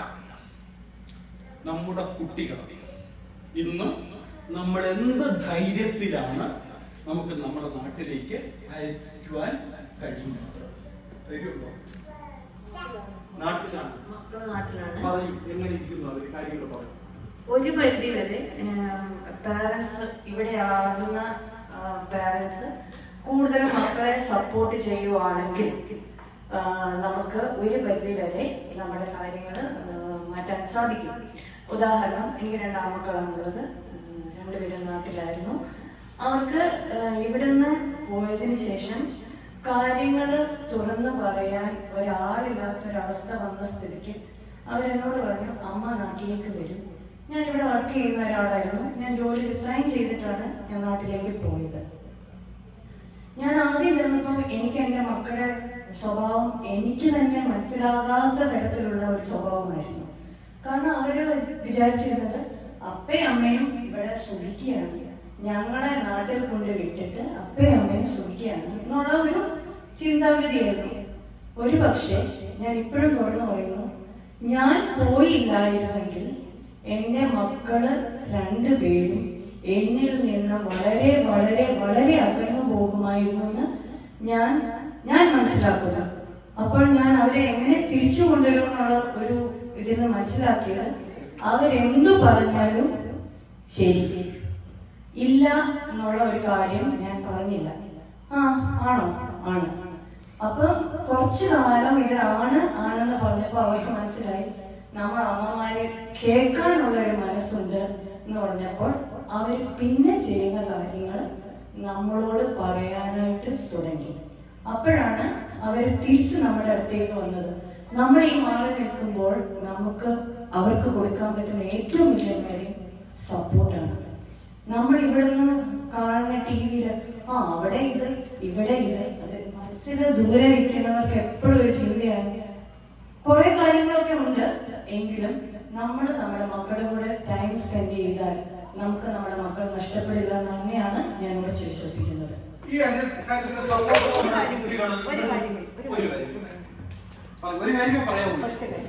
ഇതിനെല്ലാം ആവശ്യമുള്ളത് സമ്പാദ്യം, പണം ഒരു ആവശ്യമാണ്. അപ്പോൾ നമ്മൾ അതിനും ഒരു പ്രാധാന്യം കൊടുക്കണം. എങ്കിൽ കൂടി കൂടുതൽ സമയം ഫോണിലാണെങ്കിലും കൂടെ ഇരുന്നാണെങ്കിലും മക്കൾക്ക് പറയാനുള്ളത് നിങ്ങൾക്ക് കേൾക്കാൻ മനസ്സുണ്ടെങ്കിൽ നിങ്ങളുടെ ജീവിതം പരാജയമാവില്ല, ഉറപ്പ്. അദ്ദേഹത്തിന് പറയാം, കാരണം 10,500 പിള്ളേരുള്ള ഒരു സ്കൂളിലെ കുറെ ടീച്ചർമാരെ കുറെ കാലം കൊണ്ട്. എല്ലാവർക്കും നമസ്കാരം. എനിക്ക് വ്യത്യസ്തമായ ഒരു അഭിപ്രായമാണ് പറയാനുള്ളത്. ആദ്യം തന്നെ എനിക്ക് തോന്നുന്നു ഒരുപാട് വയസ്സായാലും നമ്മുടെ കൂട്ടത്തിൽ കൂടുതലുള്ളതുകൊണ്ട് എല്ലാവരും അംബാസഡർ കാറിൽ വന്നവരാ. ഞാൻ ഇന്നോവയിൽ വന്നതാണ്, ഞാൻ കോളേജിൽ ഇന്നോവയിലൊക്കെ വന്നതാണ്. പിന്നെ ഈ പ്രവാസം എന്ന് പറഞ്ഞിട്ട് ഈ കരയുന്നതിലൊന്നും എനിക്ക് വലിയ വിശ്വാസമില്ല. അതിൽ ആത്മാർത്ഥം ഉണ്ടെന്നുണ്ടെങ്കിൽ അവർ നാട്ടിൽ തന്നെ പോകണം. അത്രയ്ക്ക് നാടിനെ മിസ് ചെയ്യുന്നവരാണ്, വീടിനെ മിസ് ചെയ്യുന്നവരാണെങ്കിൽ നാട്ടിൽ തന്നെ പോകണം. നാട്ടിൽ വരുന്ന സാഹചര്യം ഉണ്ടെന്ന് വിശ്വസിക്കുന്ന ഒരാളാണ് ഞാൻ. പിന്നെ എനിക്ക് തോന്നുന്നു ഈ പ്രവാസം എന്ന് പറഞ്ഞ വാക്ക് നമ്മുടെ ഈ തലമുറയോടുകൂടി നിൽക്കും. ഇനി വരുന്ന തലമുറ, ഇപ്പൊ എന്റെ മോനാണെങ്കിലും ഇവിടെ ഇരിക്കുന്ന പലരുടെ മക്കളാണെങ്കിലും പ്രവാസം എന്ന് പറഞ്ഞ് കരയുന്നത് എനിക്ക് തോന്നുന്നില്ല. അപ്പൊ ഈ പ്രവാസം എന്ന് പറഞ്ഞത് തന്നെ എന്റെ ഒരു കാഴ്ചപ്പാടില് ഇത് നിൽക്കാൻ പോകുന്ന ഒരു വർത്തമാനം, ഒരു ടോപ്പിക്കാണ്. കാരണം വെച്ചാൽ അവരിപ്പോ ഇപ്പൊ എന്റെ മക്കളാണെങ്കിൽ അവർ സൗദിയിലാണ് പഠിക്കുന്നത്. ഇനി ചിലപ്പോൾ ഉന്നത വിദ്യാഭ്യാസം വേറെ സ്ഥലത്തായിരിക്കാം, ജോലി വേറെ സ്ഥലത്തായിരിക്കാം. അപ്പൊ അവർക്ക് പ്രവാസം എന്ന് പറയാനായിട്ട് അവർക്ക് നാടോ അല്ലെങ്കിൽ നാടുള്ള ബന്ധങ്ങളോ അല്ലെങ്കിൽ സൗദിയായിട്ടുള്ള ബന്ധങ്ങളോ ഒന്നും ഇല്ല. അപ്പോ അതാണ് എന്റെ ഒരു കാഴ്ചപ്പാട്. പിന്നെ മാഷ് ചോദിക്കേണ്ട ഈ സക്സസിനെ കുറിച്ച് പറയണ്ടായി. സക്സസ് ഡിറ്റർമിൻ ചെയ്യുന്നത് ആരാണ് എന്ന് ചോദിച്ചു. എന്റെ ഒരു കാഴ്ചപ്പാടിൽ എന്റെ സക്സസ് ഡിറ്റർമിൻ ചെയ്യുന്നത് എന്റെ മക്കളും എന്റെ അച്ഛനമ്മയാണ്. അവർക്ക് തോന്നുകയാണ് ഇനിയൊരു ജന്മം ഉണ്ടെങ്കിൽ ഈ ഇവനെ പോലെ ഒരു മകനെയാണ് വേണ്ടതുണ്ടെങ്കിൽ അല്ലെങ്കിൽ ഒരു അച്ഛനെയാണ് വേണ്ടത് അവർക്ക് തോന്നുന്നുണ്ടെങ്കിൽ അതാണ് എന്റെ സക്സസ് എന്ന് വിശ്വസിക്കുന്ന ആളാണ് ഞാൻ. അല്ലാതെ പൊസിഷനോ പൈസയോ മറ്റോ ഒന്നല്ല. ഇനി ഞാൻ വൈകിട്ടാൽ എന്റെ സക്സസ് വീട്ടിൽ പോകുമ്പോൾ വേറെ ഡിറ്റർമിൻ ചെയ്യാൻ എനിക്ക് പോകണം. അതാണ് എനിക്ക് കൂടുതലായിട്ട് പറയാനുള്ളത്. ഈ അമ്മ പറഞ്ഞല്ലോ കുട്ടികളുടെ you establish a rule at home. You establish a rule at home. മറ്റേ പണ്ട് മറ്റേ പുസ്തകത്തിന് അകത്ത് വെച്ചിട്ട് മറ്റേ പുസ്തകം നോക്കിയ രാജേഷിന്റെ കാര്യം ഇപ്പൊ ഇവിടെ പറ്റില്ല. രാജേഷിന്റെ കാര്യം കാര്യം തന്നെ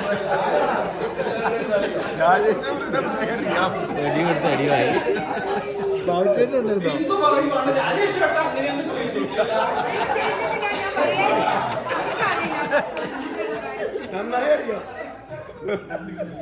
യെസ്, നമ്മളെ വീട്ടില് you establish a rule how long you can use the device, what you can do, where you can do. എല്ലാവർക്കും 2 കമ്പ്യൂട്ടർ കൊടുക്കുക. ഗോകുലിന് 2 ഇല്ലേ? ഭാര്യയ്ക്ക് 2. പഴയത് പിള്ളേര് വീട്ടിൽ വെച്ചിട്ട് പോയ IIT പോയപ്പോഴത്തേക്ക് വെച്ചിട്ട് പോയ അവന്റെ പഴയ കമ്പ്യൂട്ടർ. അപ്പൊ പുള്ളിക്കാരി 2 എടുത്ത് വെച്ചിട്ട് സ്ക്രീൻ ഷെയറിംഗ് ആണ്. സി, എവിടെ കുട്ടി കമ്പ്യൂട്ടർ പ്രവാസി, വീണ്ടും ഞാൻ അതിലോട്ട് വരുന്നത്, കുട്ടി എവിടെ വെച്ച് ഇത് ഉപയോഗിക്കുന്നു. എനിക്കൊരു അമേരിക്കൻ കുട്ടി ഉണ്ടായിരുന്നു. അവൻ പിന്നെ അവന് പ്രത്യേക റൂം കൊടുത്തേക്കാണ് അവന്റെ സൗകര്യങ്ങളെല്ലാം ഉപയോഗിക്കാൻ വേണ്ടി. അപ്പൊ 8 വയസ്സിൽ പണ്ട് നമ്മൾ കാണിച്ചിരുന്ന ചേഷ്ടകൾ അവൻ കുറച്ചുകൂടെ വ്യാപകമായ രീതിയിൽ ഉപയോഗിക്കുന്നു. അപ്പൊ കുട്ടിയെ പറഞ്ഞ് മനസ്സിലാക്കേണ്ടത് എവിടെ വെച്ച് ഉപയോഗിക്കണം, എങ്ങനെ ഉപയോഗിക്കണം എന്ന് വീട്ടിൽ ഒരു റൂള് എസ്റ്റാബ്ലിഷ് ചെയ്യുക. ആ റൂള് കുട്ടിക്ക് എക്സ്പ്ലെയിൻ ചെയ്ത് കൊടുക്കുക. ഈ അമ്മ അവന്റെ കൂടെ നിൽക്കണം എന്ന് പറഞ്ഞതുപോലെ എക്സ്പ്ലെയിൻ ചെയ്ത് കൊടുക്കുക. എന്നിട്ട് അവനൊരു ഷെഡ്യൂൾ, ഞാൻ രാവിലെ ചെയ്തതാണ്, ഒരു കുട്ടിക്ക് ഒരു ഷെഡ്യൂൾ ഉണ്ടാക്കി കൊടുത്തിട്ട് സ്കൂളിൽ നിന്ന് വരുമ്പോൾ സംസാരിച്ചാൽ ഞാൻ ക്ലാസിന്റെ വെളി ഇറക്കി വിടും. അതും കേട്ടിട്ടില്ല, ക്ഷീണമായിക്കോളാം, അതും കേട്ടിട്ടില്ല. എസ്റ്റാബ്ലിഷ് ചെയ്യുക, റൂൾ എക്സ്പ്ലെയിൻ ചെയ്ത് കൊടുക്കുക. ഫോളോ ചെയ്യുക. പ്രവാസി എന്നുള്ള നിലയ്ക്ക് നമുക്ക് ചെയ്യാൻ പറ്റുന്നത്, ഈ രാജേഷ് പറഞ്ഞ ക്വസ്റ്റ്യന് ഇത് നമുക്കിത് എടുത്ത് മാറ്റാൻ പറ്റില്ല. ലീഗലി ഓസ്ട്രേലിയ ചെയ്തതുപോലെ ചെയ്യാത്തിടത്തോളം you cannot do anything with that. അവിടെ ചെയ്യാൻ പറ്റുന്നത് ഒരു കുട്ടിക്ക് 2ാം ക്ലാസ് 3ാം ക്ലാസ് പഠിക്കുന്ന കുട്ടിക്ക് maximum permitted time is 20 to 30 minutes. If you are doing something like more than that, time out. You will not get the opportunity to use the device for next 1 week. You make a rule. Do you agree with that? അങ്ങനെ they will not violate. Even violate ചെയ്യുമ്പോൾ, rule violate ചെയ്യുമ്പോൾ അവനൊരു വഴക്കും പറഞ്ഞിട്ട് അവൻ കരയുമ്പോ മോനെ ഒന്ന് വാ അമ്മ പായസം തന്നിത്തരാം, കരയണ്ട. എന്താണ് അവന് double benefit. See, this is what happened. അല്ലെ, ഇപ്പൊ പ്രവാസിയുടെ കാണാത്ത തലത്തിൽ ശ്രീലങ്കയിലുള്ള ഒരു കുട്ടി ഇവിടെ ഞാൻ ചെയ്തപ്പോ കുറച്ചു കാലം മുമ്പ് നമ്മുടെ സേവയിലുണ്ടായിരുന്ന ഒരു കുട്ടിയാണ്. ശ്രീലങ്കൻ കുട്ടി ആണെങ്കിലും ആ പാരന്റ് അവിടെ പഠിപ്പിക്കുന്നു, കുട്ടി വേറെ അമേരിക്കൻ സ്കൂളിൽ പഠിക്കുന്നു. കുട്ടി അവന്റെ പ്രായത്തിനേക്കാൾ മുതിർന്ന കുട്ടികളോടാണ് അവന്റെ സൗഹൃദം. അവന് 13 വയസ്സായപ്പോഴത്തേക്ക് അവന്റെ കൂട്ടുകാരൊക്കെ 19 വയസ്സ്. മനസ്സിലായി? അവൻ എന്ത് ചെയ്യും? നാട്ടിലെ സാമ്പത്തികമായ ബുദ്ധിമുട്ടുള്ള ഒരു അമ്മ ആൺകുട്ടിയെ നാട്ടിൽ പറഞ്ഞയച്ചു. നാട്ടിൽ പറഞ്ഞയക്കുമ്പോ ഈ കുട്ടി അവിടെ നിന്ന്, സോറി കേട്ടോ ഞാൻ ശകലം കടന്നുപോയി, ഞാൻ ഇപ്പൊ കൂടെ കഴിഞ്ഞിട്ട് ഞാൻ കൊണ്ടുവരാം. ആ കുട്ടി സഹകരിച്ചത് 19, 20, 21 വയസ്സായിട്ടുള്ള സ്ട്രീറ്റ് ബോയ്സിനോടൊപ്പമാണ് ഈ കുട്ടി 7 വയസ്സുള്ള കുട്ടി സഹകരിച്ചത്. 19 വയസ്സുകാരൻ ചെയ്യുന്ന എല്ലാ കാര്യങ്ങളും എന്താണ് ഇവന് നല്ല പരിചയമായി. ഞാൻ വ്യക്തമാക്കണ്ടല്ലോ. തിരിച്ച് എന്റെ അടുത്ത് കൊണ്ടുവരുമ്പോ ഈ കുട്ടിയുടെ ഇങ്ങനെയാണ് വരച്ച് അടി കൊണ്ട് സൂര്യന് മുഴുവനും അടിച്ച് പൊട്ടിച്ചു വെച്ചിരിക്കുക. ഞാൻ ചോദിച്ച് ഈ കുട്ടിയെ എന്ത് ചെയ്തു വച്ചേക്കുന്നു എന്ന് ചോദിക്കുമ്പോൾ എന്റെ മോളെ, 5 വയസ്സായ മോളെ, എന്റെ 7 വയസ്സായ ഈ മോന്റെ അടുത്ത് ഞാൻ എങ്ങനെ നിർത്തിയിട്ട് പോകും സാർ എന്ന് ഈ അമ്മ ചോദിക്കുമ്പോ നമുക്ക് മനസാക്ഷിയുള്ള ആർക്കും ഉത്തരമില്ല. പ്രവാസിയുടെ അനുഭവമാണ്. പ്രവാസ ലോകത്ത് നമ്മൾ സുഖിച്ചിരിക്കുന്ന നമ്മുടെ കാണാത്ത തലങ്ങൾ അങ്ങനെ ഉണ്ടാക്കാതിരിക്കാനാണ് ഞാൻ പറഞ്ഞത്. നമുക്ക് ചെയ്യാനുള്ള ഏറ്റവും നല്ല കാര്യം എന്താണ്? നിങ്ങൾ റൂൾ ഉണ്ടാക്കിക്കോ, എസ്റ്റാബ്ലിഷ് ചെയ്യുക, പറഞ്ഞ് മനസ്സിലാക്കി കൊടുക്കുക. പറഞ്ഞ് മനസ്സിലായില്ലേ അടുത്ത വഴി എന്താണെന്നുള്ളത് ചെയ്യുക. വല്ലാതെ സുഖം കൊടുത്താൽ മുന്നോട്ട് കാര്യം. റെയിൽവേ സ്റ്റേഷന്റെ അടുത്ത് പോയാൽ നിങ്ങൾക്ക് ഒരുപാട് റെയിൽവേ സ്റ്റേഷന്റെ അടുത്ത് ചെല്ലുമ്പോൾ നിങ്ങൾക്ക് ഒരുപാട് റെയിൽവേ ഫോംസ് ഷൊർണൂർ റെയിൽവേ സ്റ്റേഷനിലോ കോഴിക്കോട് റെയിൽവേ സ്റ്റേഷനിലോ നിറഞ്ഞു കിടക്കും ഇല്ലേ? എന്താ കാര്യം അറിയാം? എന്താ കാര്യം?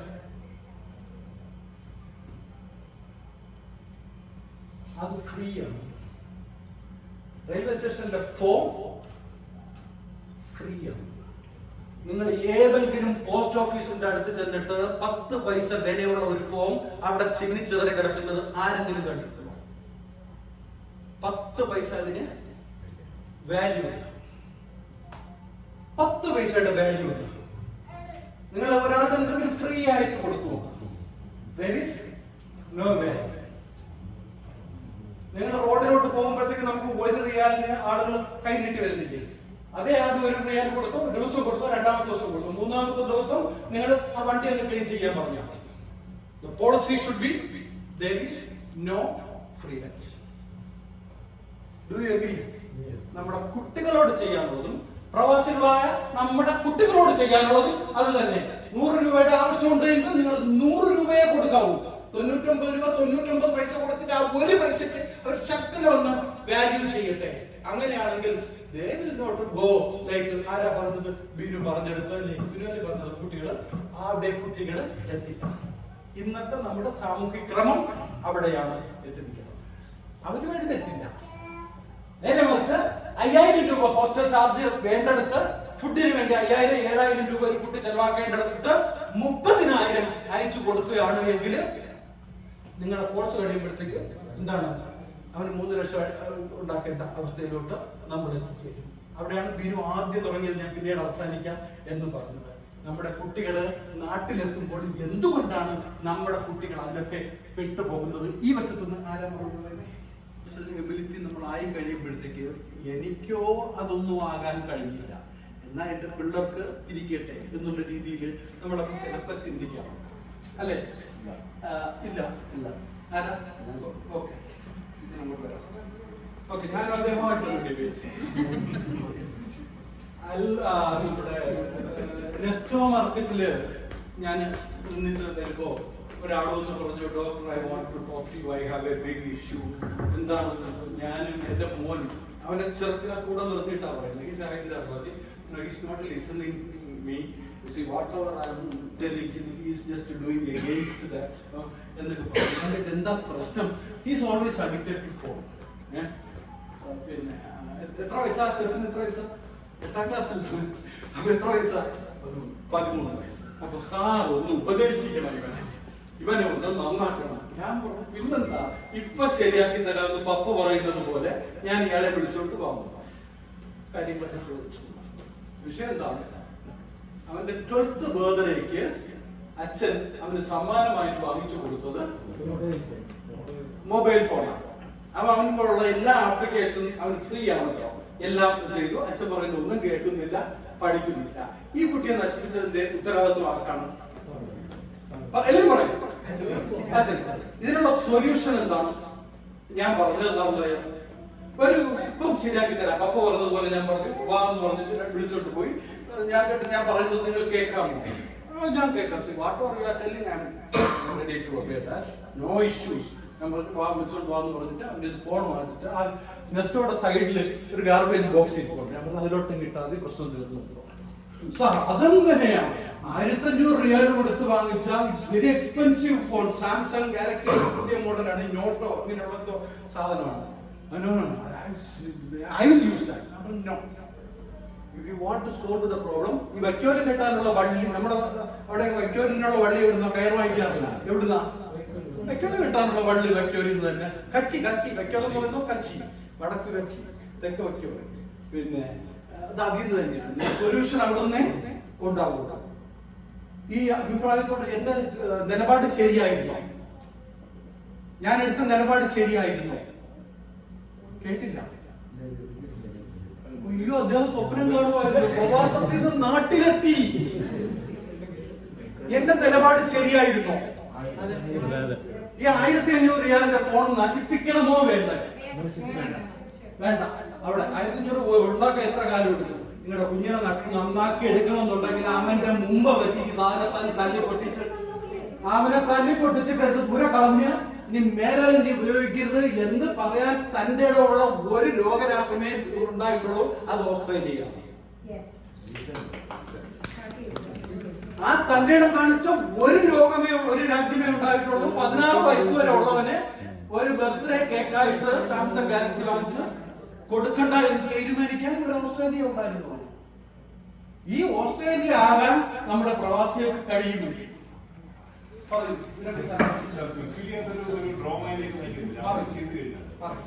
അങ്ങനെ നമ്മൾ ഉണ്ടാക്കിക്കൊടുത്ത ഒരു സിറ്റുവേഷന് അത് സാറ് പറഞ്ഞ ഒരു മാനറിലേക്ക് പോയിട്ട് ചെയ്തു കഴിഞ്ഞാൽ ആ കുട്ടികളുണ്ടാകുന്ന വേറെ തരത്തിലുള്ള ഡ്രോമ ആയിരിക്കും. നമ്മൾ ഓരോരുത്തരും ചിന്തിക്കേണ്ട. ഇപ്പം മൊബൈൽ മാത്രമല്ല, പ്ലേ സ്റ്റോറുകൾ, പ്ലേ ഗെയിം, സോറി ഈ ഇങ്ങനെയുള്ള ഇതിന്റെയൊക്കെ അഡിക്ഷൻ കൊച്ചു കുഞ്ഞുങ്ങളെ ഈ നമ്മുടെ ട്രോളിയിൽ ഇരുത്തി മൊബൈല് കയ്യിൽ കൊടുത്തിട്ട് ഫുഡ് കഴിക്കുന്ന ഒരു സംസ്കാരം നമുക്ക് ഇന്നുണ്ട്. കൊച്ചു കുഞ്ഞുങ്ങളുടെ വിരലുകൾ വളരെ സ്പീഡിൽ ചലിച്ചു പോകും. അതെ, തീർച്ചയായിട്ടും നമ്മൾ ആ ഒരു അവസ്ഥയിലേക്ക് അവരെ എത്തിച്ചിട്ട് ഒരു സർട്ടൻ പോയിന്റിൽ അത് കാര്യങ്ങൾ വഴിതെറ്റിപ്പോകുന്നത് നമ്മൾ അത് എങ്ങനെ പിൻവലിക്കും എന്നുള്ളതിനെ അതിനെക്കുറിച്ച് ചിന്തിക്കണം. ഇന്ന് രാവിലെ ഞാൻ അറ്റൻഡ് ചെയ്ത ഒരു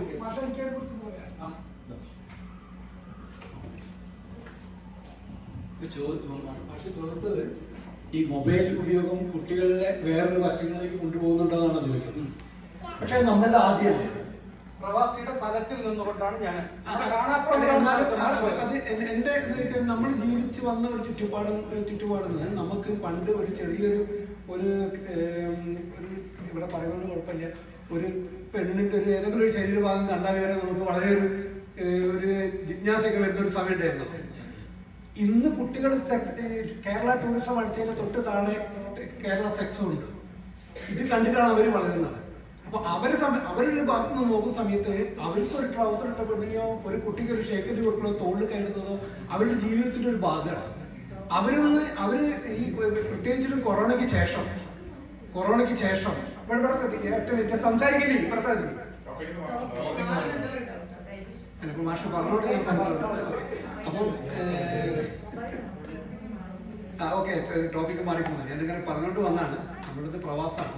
ഓക്കെ, ഇപ്പൊ കൊറോണയ്ക്ക് ശേഷം കുട്ടികൾക്ക് ഒരു 10th കഴിഞ്ഞ് കുട്ടികൾക്ക് മൊബൈൽ ഫോൺ അനിവാര്യമായിരുന്നു. അത് അത്രയ്ക്ക് പറയണം.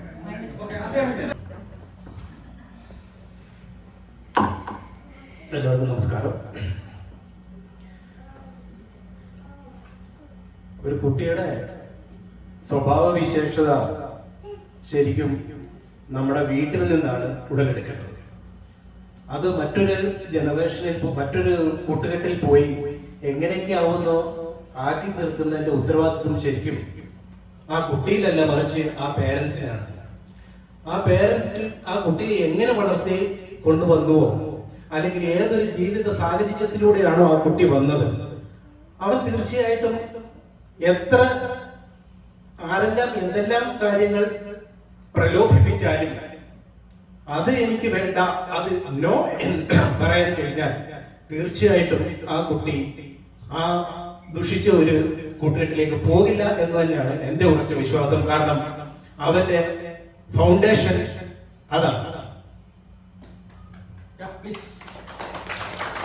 ഒരുപാട് കാര്യങ്ങൾ സംസാരിച്ചു, നമ്മൾ വിട്ടുപോയി. ഈ വശത്ത് ആരെങ്കിലും പ്ലീസ്.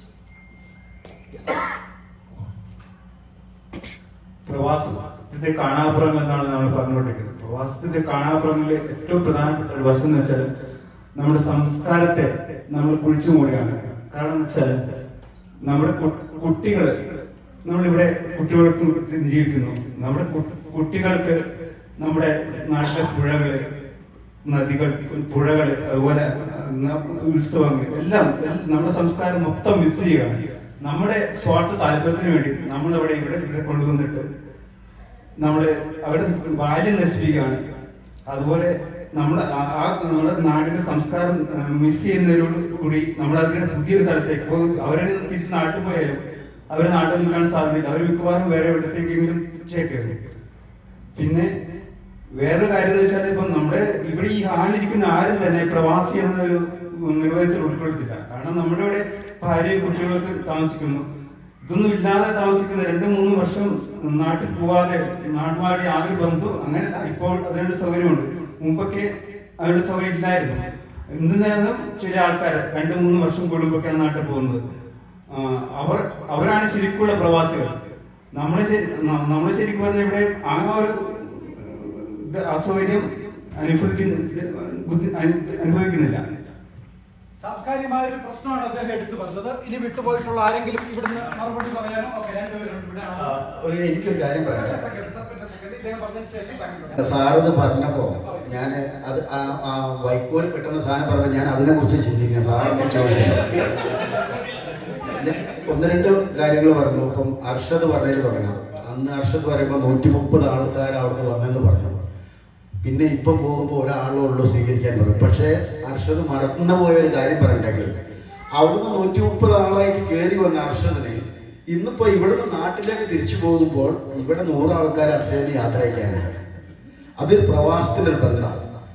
കാരണം ഞാൻ ഇപ്പം പ്രവാസ ജീവിതം തുടങ്ങിയ കാലം പറഞ്ഞിട്ടുണ്ടെങ്കിൽ ഇവിടെ പലരും ജനിച്ചിട്ടുണ്ടാവില്ല. ഞാൻ 35 വർഷമാകാൻ പോവാം. അപ്പം ഈ പറഞ്ഞിട്ടുണ്ടെങ്കിൽ ഞാനൊരു പ്രാവശ്യം പ്രവാസ ജീവിതം നിർത്തിപ്പോയതാണ്. എൻ്റെ ഭാര്യയാണ് പറഞ്ഞത് ആ മക്കളെ കാര്യം പറയുന്നത്. എൻ്റെ പ്രവാസ ജീവിതം നിർത്തി പോയൊരു മനുഷ്യനാണ് ഞാൻ. പക്ഷെ 6 മാസം നിന്നപ്പോൾ ഞാനും പട്ടിയും മാത്രമായപ്പോൾ വീട്ടിൽ നിന്ന് ഞാൻ തിരിച്ചുകൊണ്ട് പോകണം. കാരണം എല്ലാവരും ജോലിക്ക് പോകുന്നു. പിന്നെ അവിടെയുള്ള സമയം നമുക്ക് ഞാൻ ഒരുപാട് സ്ഥലത്ത് ഞാൻ ജോലി അന്വേഷിച്ചു. കാരണം എൻ്റെ ടൈം സ്പെൻഡ് ചെയ്യാൻ ഞാൻ പറഞ്ഞു എനിക്ക് ശമ്പളം വരെ വേണ്ട, എനിക്കൊരു 8 മണിക്കൂർ കയറി തന്നില്ല. പിന്നെ ഗോപൻ പറഞ്ഞത് നമ്മുടെ സക്സസ്. എൻ്റെ ചെറിയ മകൻ ചിലപ്പോൾ അവൻ്റെ സാധ്യതയ്ക്ക് വേണ്ടി പറയുന്നതായിരിക്കും. എൻ്റെ റോൾ മോഡൽ എൻ്റെ പപ്പ എന്ന് പറയുമ്പോൾ ഞാനൊരു ജീവിതത്തിൽ വിജയിച്ചൊരു മനുഷ്യനാണ്. അതെ, അപ്പൊ എൻ്റെ കുടുംബം പറയാണ് യു ആർ സക്സസ്ഫുൾ പറഞ്ഞിട്ടുണ്ടെങ്കിൽ ഞാൻ ഒരുപാട് കാണണം. പിന്നെ ഒരുപാട് നമ്മൾ പ്രവാസ ജീവിതം പറഞ്ഞിട്ടുണ്ടെങ്കിൽ ഇനി ഈ ഗോവൻ പറഞ്ഞ പോലെ ഇനി ഒരു കാലം പ്രവാസം എന്ന് പറയുന്നത്. കാരണം ഇപ്പൊ നമ്മളെല്ലാവരും നമ്മുടെ നാട്ടിൽ നിൽക്കുന്ന എല്ലാവരും പല സ്ഥലത്തും ജോലിയും കാര്യങ്ങളൊക്കെ ആയിട്ട് പോവുകയാണ്. പക്ഷേ എൻ്റെ അഭിപ്രായത്തിൽ ഇപ്പം സാറ് പറഞ്ഞില്ല, ഒരു അമ്മയുടെ കാര്യം പറഞ്ഞില്ലേ, നമ്മളൊക്കെ ഇനി ആ ജീവിതത്തിലേക്ക് പോകണം. യൂറോപ്പ് സ്റ്റൈലിലാവണം. നമ്മളൊരു വയസ്സ് 60, 70 ആകുമ്പോൾ നമ്മളായിട്ട് തന്നെ നമ്മൾ എന്ത് ചെയ്യുക, നമ്മളെ ഔട്ടിലേക്ക് പോവുക. പിന്നെ ഒരു കാര്യം കൂടി പറയണം, ഞാൻ അന്നും ഇന്നും എൻ്റെ മക്കളോട് പറയുന്ന ഒരു കാര്യമാണ്, ഞാൻ സമ്പാദിക്കുന്ന കാര്യങ്ങൾ എല്ലാം ഞാനും എൻ്റെ ഭാര്യയ്ക്കും അടിച്ചു പൊളിച്ച് ജീവിക്കാനുള്ളതാണ്.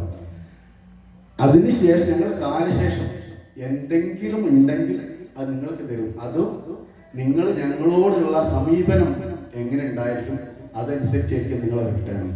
അത് ഞാൻ എന്ന് മുതൽ എൻ്റെ മക്കളോട് സമ്പാദിക്കുമ്പോഴും സംസാരിക്കുമ്പോഴും പറയുന്ന ഒരു കാര്യമാണ്, എൻ്റെ അപ്പനെ എനിക്കൊന്നും സമ്പാദിച്ചു തന്നിട്ടില്ല, അതുപോലെ തന്നെ ഞാൻ സമ്പാദിക്കുന്ന എനിക്കാണ്. അത് ഞാൻ അന്നും ഇന്നും പാലിക്കുന്നുണ്ട്.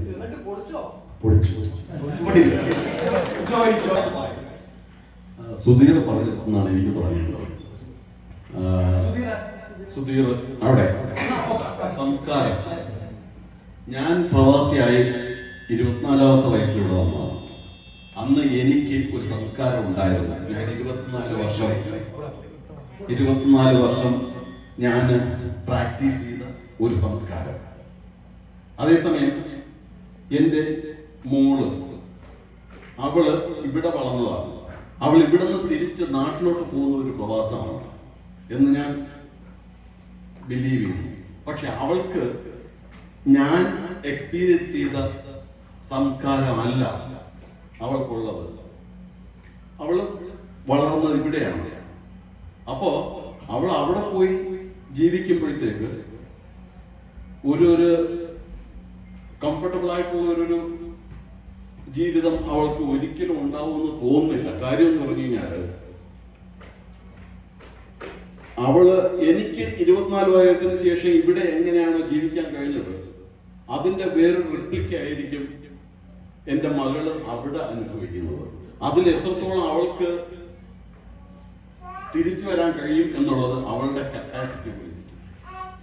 അതിന് ഉപോത്ബലമായിട്ട് നിൽക്കുന്ന ഒരു സബ്ജക്ട് എന്ന് പറഞ്ഞു കഴിഞ്ഞാൽ ലാംഗ്വേജ്.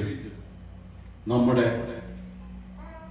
ലാംഗ്വേജും നമ്മുടെ റൊട്ടീൻ ലൈഫും, നമ്മുടെ ലോക്കലായിട്ട് നമ്മൾ ജീവിക്കുന്ന സ്ഥലത്ത് റൊട്ടീൻ ലൈഫ്. ഇവിടുന്ന് എന്തോ ഭാഗ്യം കൊണ്ട് എൻ്റെ മകള് അവള് സ്വന്തമായിട്ട് മലയാളം എഴുതാനും വായിക്കാനും പഠിച്ചു. അതുകൊണ്ട് അവൾക്ക് അത് ഒരു പരിധി വരെ ടാക്കിൾ ചെയ്യാൻ കഴിയുന്നുണ്ട്. തിരിച്ചു പോകുന്ന ഫോർ എക്സാമ്പിൾ ഇപ്പോ കലാവാസനമുള്ള ഒരുപാട് കുട്ടികളുണ്ട്. എഴുതാനും വായിക്കാനും അല്ലെന്നുണ്ടെങ്കിൽ കവിത എഴുതാനും ഒക്കെ കഴിവുള്ള, നാട്ടിലുള്ള സ്വന്തം ലാംഗ്വേജിൽ എഴുതാൻ കഴിവുള്ളവര്. ഇവിടുന്ന് തിരിച്ചു പോകുന്ന കുട്ടികൾ അവർക്കുള്ള കഴിവുകൾ ഏത് ലാംഗ്വേജിൽ അല്ലെന്നുണ്ടെങ്കിൽ ഏത് മീഡിയയിൽ അവർ എക്സ്പ്രസ് ചെയ്യും, അവർക്കുള്ള കപ്പാസിറ്റി എങ്ങനെ അവര് ഷോക്കേസ് ചെയ്യും എന്നുള്ളത് ഒരു വലിയ ചോദ്യമാണ്. അത് നമ്മുടെ പ്രവാസത്തിന്റെ ഈ കാണാപ്പുറങ്ങളിൽ വരുന്ന ഒരു വലിയ ചോദ്യമാണ്. ഇതൊരു കാര്യം. രണ്ടാമത്തെ കാര്യം ഫാമിലി കൺസെപ്റ്റ് എന്ന് പറയുന്ന ഫാമിലി എന്ന് പറയുന്ന ഒരു കൺസെപ്റ്റ് ഈ വരുന്ന ജനറേഷൻ, തിരിച്ചു പോകുന്ന ജനറേഷൻ, അത്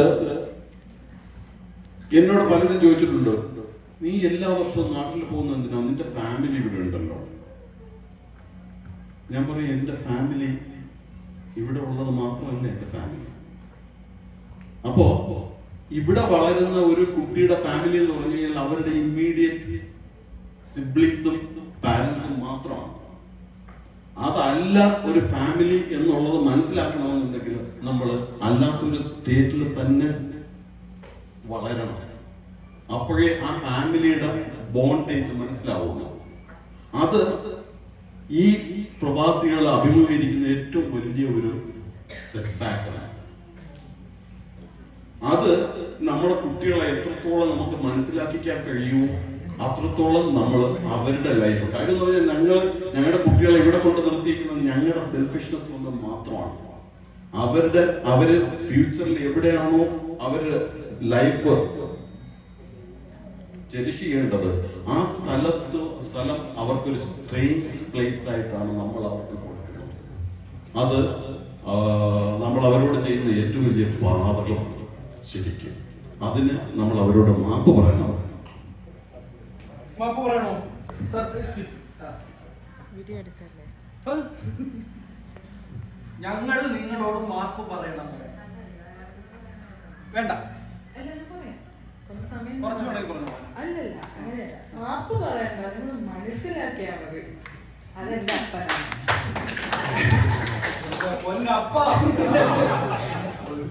അപ്പ എത്ര വർഷം മുന്നേ വന്നതാണെന്ന് എനിക്കറിയില്ല. ഒരു 30 കഴിഞ്ഞു, 33ആയി, എനിക്ക് 23. അപ്പൊ നമ്മൾ തമ്മിലുള്ള ഡിഫറൻസും പപ്പയുടെ പ്രവാസ ജീവിതവും അമ്മയുടെ പ്രവാസ ജീവിതവും എന്റെ പ്രവാസ ജീവിതം എന്ന് പറയാൻ പറ്റില്ല.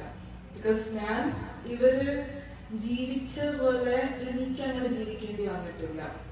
മേ ബി പപ്പ പറഞ്ഞ പോലെ ഇനി ഞാൻ എന്റെ ജീവിതം മുന്നോട്ട് കൊണ്ടുപോകുമ്പോഴത്തേക്കും ഇങ്ങനെ ജീവിക്കേണ്ടി വരുമായിരിക്കും. പക്ഷെ എനിക്ക് എല്ലാരും പറഞ്ഞതില് കാര്യമുണ്ട്, എല്ലാരും പറഞ്ഞതിൽ എനിക്ക് കുറച്ച് തോട്ട്സും പറയാനുണ്ട്. 2 minutes. അപ്പൊ ഞാൻ അണ്ടർഗ്രാഡിൽ എന്റെ തീസിസ് എഴുതിയത് ആക്ച്വലി ഈ ഒരു ടോപ്പിക്കിലാണ്. പ്രവാസ ജീവിതം കഴിഞ്ഞ് നമ്മൾ തിരിച്ച് നാട്ടിൽ വരുമ്പോൾ നമുക്കുണ്ടാവുന്ന ഒരു ഡിസ്കണക്റ്റിനെ കുറിച്ചാണ് ഞാൻ എന്റെ തീസിസ് എഴുതിയത്. അപ്പൊ ഞാൻ ഇവിടെ തറവാട്ടിലുള്ള ഒരു കുറച്ച് അങ്കിൾമാരുടെ നമ്മൾ സംസാരിച്ചിരുന്നു. അവർ ഇന്റർവ്യൂ ചെയ്തു. അവരുടെ എല്ലാവരുടെയും ഡിഫറെന്റ് പെർസ്പെക്റ്റീവ്സ് വെച്ച് ഞാൻ എന്റെ തീസിസ് എഴുതി. അതിനുവേണ്ടി ഞാൻ 2 ബുക്കൊക്കെ വായിച്ചു. പ്രവാസിയുടെ കുറിപ്പുകളും ഒരു കുടിയേറ്റക്കാരന്റെ വീടും എന്ന് പറഞ്ഞിട്ട് 2 ബുക്ക് വായിച്ചു. അപ്പോൾ ഇവരുടെ എക്സ്പീരിയൻസസും ഇവരുടെ പെർസ്പെക്റ്റീവ്സും ഇവർക്ക് പ്രവാസ ജീവിതത്തിനെ കുറിച്ചുള്ള തോട്ട്സും എല്ലാം ഡിഫറെന്റ് ആണ്. ബിക്കോസ് അവര് വരുന്ന രീതി, ഇപ്പോ കാളവണ്ടിയിലാണെങ്കിലും ഇന്നോവയിലാണെങ്കിലും അംബാസിഡർ ആണെങ്കിലും വരുന്ന രീതി, അവരുടെ എമോഷണൽ, അവരുടെ ഫൈനാൻഷ്യൽ സപ്പോർട്ട് ഡിഫറെന്റ് ആയതുകൊണ്ടാണ് അവരുടെ പ്രവാസ ജീവിതവും ഇത്രയും ഡിഫറെന്റ് ആവുന്നത്. എനിക്ക് ഓർമ്മയുള്ള ഒരു കാലമല്ല, പക്ഷെ പപ്പയും അമ്മയും 3 വയസ്സുള്ള എന്നെ എവിടെയോ ഉള്ള ഒരു ഷോല ഹൈപ്പർ മാർക്കറ്റിൽ കൊണ്ടുപോയി എന്നെ കളിപ്പിക്കാൻ വേണ്ടി 2 റിയാലിന്റെ പിസ്സ സ്ലൈസ് തരുന്ന എനിക്ക് ആ ഒരു ജീവിതം പപ്പയ്ക്കും അമ്മയ്ക്കും ഓർമ്മയുണ്ട്. പക്ഷെ അവരുടെ ഹാർഡ് വർക്ക് കാരണം അവരിപ്പൊ നിൽക്കുന്ന ഒരു നിലയിൽ ഇപ്പൊ എന്റെ അനിയനെ അങ്ങനെ ജീവിക്കേണ്ടി വരുന്നില്ല. അത് ആ ഒരു മൂവ്മെന്റ് ഓഫ് പ്രവാസ ജീവിതം. പിന്നെ ഗോപനങ്ങൾ പറഞ്ഞ പോലെ ഇനി തൊട്ട് ഈ എക്സ്പാട്രിയേറ്റ് ലൈഫ് അല്ലെങ്കിൽ പ്രവാസ ജീവിതമായിട്ട് ഉണ്ടാവില്ല എന്ന് തോന്നുന്നത് ഞാൻ അതിനെ അഗ്രി ചെയ്യുന്നു. കാരണം നിങ്ങൾ വളർന്നു വന്ന സംസ്കാരം, നിങ്ങൾ വളർന്നു വന്ന കുറെ എൻവയൺമെന്റ്സ്, അതിൽ നിന്നൊക്കെ ഡിഫറെന്റ് ആണ് നിങ്ങൾ നമുക്ക് തരുന്ന എൻവയൺമെന്റ്സ്. നിങ്ങൾ നമുക്ക് തരുന്ന കുറെ നോളജും ഡിഫറെന്റ് ആണ്. ഇപ്പൊ പലരും ഇപ്പൊ നമ്മൾ നാട്ടിൽ ചെല്ലുമ്പോഴത്തേക്കും നമ്മുടെ പ്രായത്തിലുള്ളവര്, നമ്മളെ മുതിർന്നവര് നമുക്ക് വലിക്കാനും കുടിക്കാനും കുട്ടിക്കാനും കുറെ കാര്യങ്ങൾ തരുമ്പോഴത്തേക്കും നമുക്ക് അതിന് നോ പറയാനുള്ള ശക്തിയും അതിനുള്ള നോളജും തരുന്നത് നിങ്ങളാണ്. നമ്മുടേതായിട്ടുള്ള സംസ്കാരം നമ്മൾ ഉണ്ടാക്കിക്കൊണ്ടിരിക്കുകയാണ് ഇൻ എ വേ. ഇപ്പൊ നിങ്ങൾ വളർന്നു വന്ന രീതിയിലല്ല നമ്മൾ വളർന്നു വരുന്നത്. Because you are not raising us like that. We are being raised in this way. എനിക്ക് മലയാളത്തിൽ സംസാരിച്ചു പക്ഷേ പ്രവാസത്തിന്റെ കാണാപ്പുറം എന്ന് പറയുമ്പോൾ നിങ്ങൾ കാണാത്തത്, ഐ മീൻ അങ്ങൾ പറഞ്ഞ ആദ്യത്തെ ആ കഥയില് നിങ്ങളും ആ ഒരു സ്റ്റേജിലെത്തും, ഞാനും ആ ഒരു സ്റ്റേജിലെത്തും. നമ്മള് പക്ഷെ അവിടെ എത്തുമ്പോൾ ഒരു റിഗ്രറ്റ് ഫീൽ ചെയ്യാൻ സാധ്യത കൂടുതലുള്ള ഒരു സ്പീഷീസ് ആണ് പ്രവാസികൾ. ആ റിഗ്രറ്റ് ഫീൽ ചെയ്യാൻ ഭയങ്കര ഈസിയാണ്. ഞാൻ ഇന്റർവ്യൂ ചെയ്ത അംഗന്മാരെല്ലാവരും ഭയങ്കര കോഓപ്പറേറ്റീവ് ആയിരുന്നു, വളരെ ഡിപ്ലോമാറ്റിക് ആയിട്ടാണ് എന്നോട് സംസാരിച്ചിരുന്നത്. പക്ഷെ അവർ സംസാരിക്കുന്നതിൽ അവർക്ക് പ്രവാസ ജീവിതവുമായിട്ട് maybe 1 or 2 were okay with the life they had built. പക്ഷെ പലർക്കും തിരിച്ച് നാട്ടിൽ പോകാനുള്ള ആഗ്രഹം ഉണ്ടായിട്ടും തിരിച്ചു പോകാൻ പറ്റാത്തത് കാരണം അവർ തിരിച്ചു പോയാൽ ഒരിക്കലും അവർ ആദ്യം വന്ന ഒരു സ്ഥലം അല്ല അവർ തിരിച്ചു പോകുന്നത്. They are not going back to the same Kerala they came from. ഇപ്പോഴും ഞാൻ പപ്പയടുത്തും അമ്മയടുത്തും പറയും, നിങ്ങൾ 30 വർഷം മുന്നേ കണ്ട കേരളം ഒന്നും അല്ല. ഇപ്പൊ നിങ്ങൾ കേരളത്തിൽ വന്നാൽ അടിയേറ്റ് തിരിച്ചു വരാം. It's completely different. ആ ഒരു കേരളത്തിലാണ് നമ്മൾ വളരുന്നത്. അപ്പോൾ നിങ്ങളെല്ലാവരും നിങ്ങളുടെ മക്കളെ സപ്പോർട്ട് ചെയ്യുക, എന്ത് പറഞ്ഞാലും. പക്ഷേ കരുതി ഒരു മയക്കിലേക്ക്. നമസ്കാരം. സുധീരേട്ടൻ പറഞ്ഞ നമ്മുടെ സംസ്കാരം നശിച്ചു പോകുകയാണ്. അതൊരു അംഗീകരിക്കുന്നു. അതിന് മറുവശം എന്ന് പറഞ്ഞാൽ ജന്മിത്വം മാറി മറയ്ക്കാൻ അവകാശത്തെ സംസ്കാരം നമുക്കുണ്ടായിരുന്നു. അപ്പം ആ ഒരു ജന്മിത്വം ഒരു പരിധി വരെ അവസാനിപ്പിച്ചിട്ട് കുറച്ചുകൂടി സാധാരണക്കാരിലേക്ക് ഭൂമിയൊക്കെ സഹായിച്ചത് ഈ പ്രവാസത്തെ ജീവിതമാണ്. കാരണം ഇവിടെ പ്രവാസിയായിരിക്കുന്നത് 60% തൊഴിലാളികളാണ്. ഈ ഇടത്തരം തൊഴിലാളികളിലേക്ക് ഈ സാമ്പത്തിക അവസ്ഥയുണ്ടായപ്പോഴാണ് നമ്മൾ ജന്മിത്വം ഇല്ലാതാവുകയും എല്ലാവരെയും ഭൂമി എത്തുകയും ചെയ്തത്. അപ്പോൾ അവിടെ നമ്മളെ സാംസ്കാരിക അധപ്പതനാണോ അല്ലെങ്കിൽ സാംസ്കാരിക വളർച്ചയാണോ നമ്മൾ ചിന്തിക്കണം. രണ്ടാമത്തെ കാര്യം, നമ്മൾ കാണാപ്പുറങ്ങൾ ചിന്തിക്കുമ്പോൾ ഈ പ്രവാസം മനുഷ്യർക്ക് ഉണ്ടാക്കിയ മറ്റൊരു പോയിന്റ് നമ്മളെ മലയാള സാഹിത്യങ്ങളാണ്. കാരണം നമ്മളെ പ്രവാസ കവി എന്നാണ് നമുക്ക് കുമാരനാശാൻ പറയുന്നത്. കുമാരനാശാൻ ആദ്യകാലത്തുണ്ടായിരുന്നത് ബംഗാളിലായിരുന്നു. അന്ന് ടാഗോറിന്റെ നവോത്ഥാന കാലത്താണ് കുമാരനാശാൻ അവിടെ ഉണ്ടായത്. ആദ്യത്തെ കൃതികൾ ആ സമയത്തായിരുന്നു. അതേപോലെ എസ് കെ പൊറ്റക്കാട്. അപ്പൊ ഇത്തരം ആൾക്കാരെ എഴുതി വെച്ച രചനകളാണ് നമ്മുടെ സംസ്കാരത്തിന് മുന്നോട്ട് വെച്ചത്. പ്രവാസത്തിൽ നമ്മുടെ സംസ്കാരത്തിൽ ഒരുപാട് മുന്നേറ്റങ്ങൾ ഉണ്ടാവാൻ സഹായിച്ചിട്ടുണ്ട്. ഇന്നേക്ക് ഒരു 5 മാസം കഴിയുമ്പോൾ പ്രവാസത്തിന്റെ 50 വർഷം പൂർത്തിയാക്കുന്ന വ്യക്തിയാണ്.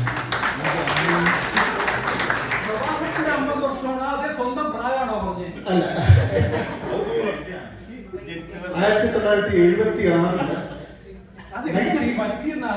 1976 ഏപ്രിൽ ആണ് ഞാൻ ആദ്യമായിട്ട് കടൽ കിടക്കുന്നത്. അത് അബുദാബിയിലേക്കായിരുന്നു. അച്ഛനോടുണ്ടായിരുന്നു.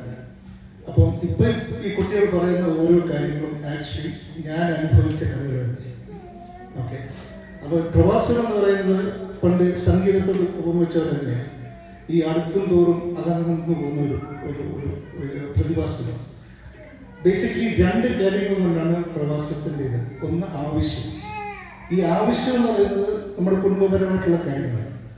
അപ്പം അത് പൈസയാവാം, ഒത്തിരി ബാധ്യതകളാകാം, അതെല്ലാം ആവാം. അതെല്ലാം സൈഡാക്കി വീടും തുറന്ന് കാറും നോക്കി കഴിയുമ്പോൾ ദ സെക്കൻഡ് ഫേസ് കംസ് ആഗ്രഹം. ആഗ്രഹം എന്ന് പറയുന്നത് ഇത് പോകാൻ അയച്ചുകൂടെ വേണം. അപ്പോൾ പലരും പറഞ്ഞു ഞാൻ 5 വർഷത്തേക്ക് അല്ലെങ്കിൽ 4 വർഷത്തേക്ക് വന്നതാണ്. പിന്നെ എനിക്ക് എന്തുകൊണ്ടാണ് ആഗ്രഹം, അല്ലേ? അതാണ് ഈ 2 കാര്യങ്ങളാണ് പ്രവാസത്തിന്റെ അടിസ്ഥാനം എന്ന് പറയുന്നത്. ഞാൻ പലവട്ടം പ്രവാസം നിർത്തിപ്പോയത്. ആസ് എ സ്റ്റുഡൻറ് അല്ല, ആസ് എ പ്രൊഫഷണൽ അല്ല, 2 or 3 തവണ പിന്നെ റീസ്റ്റാർട്ട് ചെയ്ത് തിരിച്ചു വരികയാണ്. അപ്പോൾ ഇപ്പോഴത്തെ ഒരു പ്രവാസം സൗദി അറേബ്യയിൽ 15 വർഷം. ഓക്കെ, അബുദാബിയിൽ ഓൾമോസ്റ്റ് 20 years ഉണ്ട്. ഓക്കെ, അപ്പം ഈ പ്രവാസം ഇത് കണ്ടിന്യൂ ചെയ്തുകൊണ്ടേ പോകും. അത് മലയാളി ഉള്ളിടത്തോളം കാലം പ്രവാസമുണ്ട്.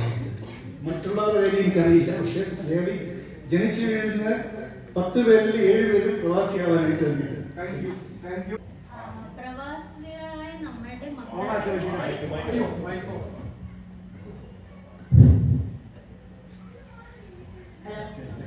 എല്ലാവർക്കും നമസ്കാരം. പ്രവാസികളായ ഒരു കാലഘട്ടം കഴിയുമ്പോൾ നമ്മളുടെ മക്കൾ നമ്മളുടെ അടുത്ത് നിന്ന് ദൂരെ പഠിക്കാൻ വേണ്ടി പോകും. അത് നാട്ടിലോട്ടാണെങ്കിൽ നാട് അല്ലെങ്കിൽ വേറെ എവിടെയുണ്ട്. അപ്പം നമ്മൾ അവർക്ക് കൊടുക്കേണ്ട ഒരു വിശ്വാസം, ഇപ്പം കുട്ടിയായി നന്ദ പറഞ്ഞു അവരെ സപ്പോർട്ട് ചെയ്യുന്നതാണ്. അതെ, നമ്മൾ അവരിൽ ഒരു വിശ്വാസം കൊടുക്കേണ്ടത് അവർക്ക് എന്തും തുറന്ന് പറയാൻ, നമ്മളോട് ഇത് തെറ്റ് സംഭവിക്കാം, ശരി സംഭവിക്കാം, അവർക്ക് പറ്റുന്ന കാര്യങ്ങൾ അത് തുറന്ന് നമ്മളോട് പേരൻസിനോട് പറയാനുള്ള ഒരു ഇത്. നമ്മൾ എന്ത് തെറ്റ് ചെയ്താലും ശരി ചെയ്താലും നമ്മൾ അവർക്ക് സപ്പോർട്ട് ചെയ്യാനുണ്ട്. അത് ഒരു പരിധി വരെ നോക്കിയിട്ടാണ് ചെയ്യുന്നത് നമ്മള്. പക്ഷെ അവരിൽ ആ ഒരു വിശ്വാസം നമ്മൾ വളർത്തിയെടുക്കണം. നമുക്കറിയാം, പ്രവാസിയായ ഒരു അച്ഛൻ്റെ മകൻ സിദ്ധാർത്ഥിന്റെ കാര്യം. സിദ്ധാർത്ഥിനും സംഭവിച്ചത് അറിയാം. അവന്റെ കോളേജിൽ പറ്റിയത് അവന്റെ പേരൻസിനോട് പറയാതിരുന്നുകൊണ്ടാണ് അവനെ ആ കോളേജ് ക്യാമ്പസിൽ തന്നെ കൊലപ്പെടുത്തിയത്. അപ്പോൾ കുട്ടികളിൽ അങ്ങനെ ഒരു വിശ്വാസം വളർത്തിയെടുക്കണം എന്നാണ് എനിക്ക് പറയുന്നത്. എല്ലാവർക്കും നമസ്കാരം. എനിക്ക് തോന്നുന്നു ഇതിലൊരു വിട്ടുപോയൊരു പോയിന്റ് ഒക്കെ പറയാൻ ആഗ്രഹിക്കുകയാണ്. നമ്മുടെ പ്രവാസികളുടെ ഏറ്റവും വലിയ പ്രശ്നമായിട്ട് ഞാൻ കണ്ടത് ഒരു ഫിയറുണ്ട്, എല്ലാവർക്കും ഒരു ധൈര്യമില്ലായ്മ. നമ്മൾ എന്ത് കാര്യം ചെയ്യുമ്പോഴും അത് നടക്കുമോ അല്ലെങ്കിൽ നാട്ടിൽ പോയി കഴിഞ്ഞാൽ അത് പ്രശ്നമാകുമോ എന്നൊരു ധൈര്യമില്ലായ്മ എപ്പോഴും പ്രവാസികൾ കാണാറുണ്ട്. അതാണ് എനിക്ക് തോന്നുന്നു കൂടുതൽ ആൾക്കാരും ഇവിടെ എത്തിക്കാനുള്ള ഒരു മെയിനായിട്ടുള്ള കാരണം. പിന്നെ രണ്ടാമത്, നമുക്ക് ഇവിടെ കിട്ടുന്ന ഫെസിലിറ്റി, അതായത് നമ്മൾ ഇവിടെ നല്ലൊരു ജോലി ചെയ്യുന്നു അല്ലെങ്കിൽ നമുക്കിവിടെ മെഡിക്കൽ ഫെസിലിറ്റി ഉണ്ട്, ബാക്കി എല്ലാ കാര്യങ്ങളും നമുക്ക് നാട്ടിൽ പോയി കഴിഞ്ഞാൽ കിട്ടില്ല എന്നൊരു ഫാക്ടർ കൂടെ അതിൻ്റെ കണ്ടില്ല.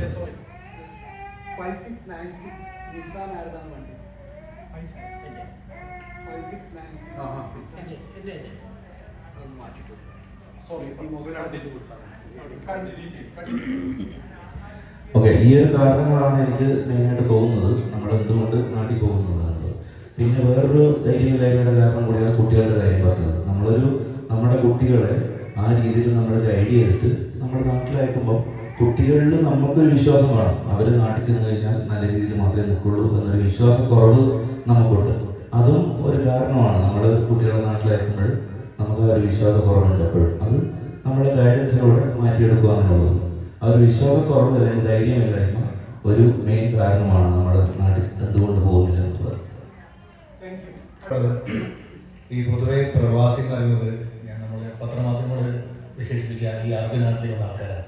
എൻ്റെ നാട്ടിൽ നിന്ന് അമേരിക്കയ്ക്ക് പോയ ആൾ അമേരിക്കക്കാരനാണ്, ജർമ്മനിക്ക് പോയ ആൾ യൂറോപ്പുകാരനാണ്. പക്ഷെ എന്തുകൊണ്ടോ ഗൾഫിൽ പോകുന്ന ആളാൽ മാത്രമാണ് പ്രവാസം എന്ന് പറയുന്നത്. നമ്മുടെ ടോപ്പിൽ തന്നെ നമ്മൾ അറിയില്ല ആ ടോപ്പിക്ക് വരുന്നത്. കാരണം നമ്മുടെ സംസ്കാരം നമ്മൾ പറഞ്ഞ് ഇവിടേക്ക് വരുമ്പോൾ നഷ്ടപ്പെട്ടു എന്ന് പറയുന്നത് നമ്മുടെ നാട്ടിലേക്ക് വരുന്ന പ്രവാസ സമൂഹമുണ്ട്, ഉത്തരേന്ത്യയിൽ വരുന്ന ആൾക്കാരാണ്. അപ്പോൾ അത് നമ്മുടെ സംസ്കാരത്തെ ഏത് രീതിയിലാണ് സ്വാധീനിക്കുന്നത് നമ്മളിവിടെ ചർച്ച ചെയ്തിട്ടില്ല. അതിനിപ്പം സമയമില്ലാന്ന് പറഞ്ഞു.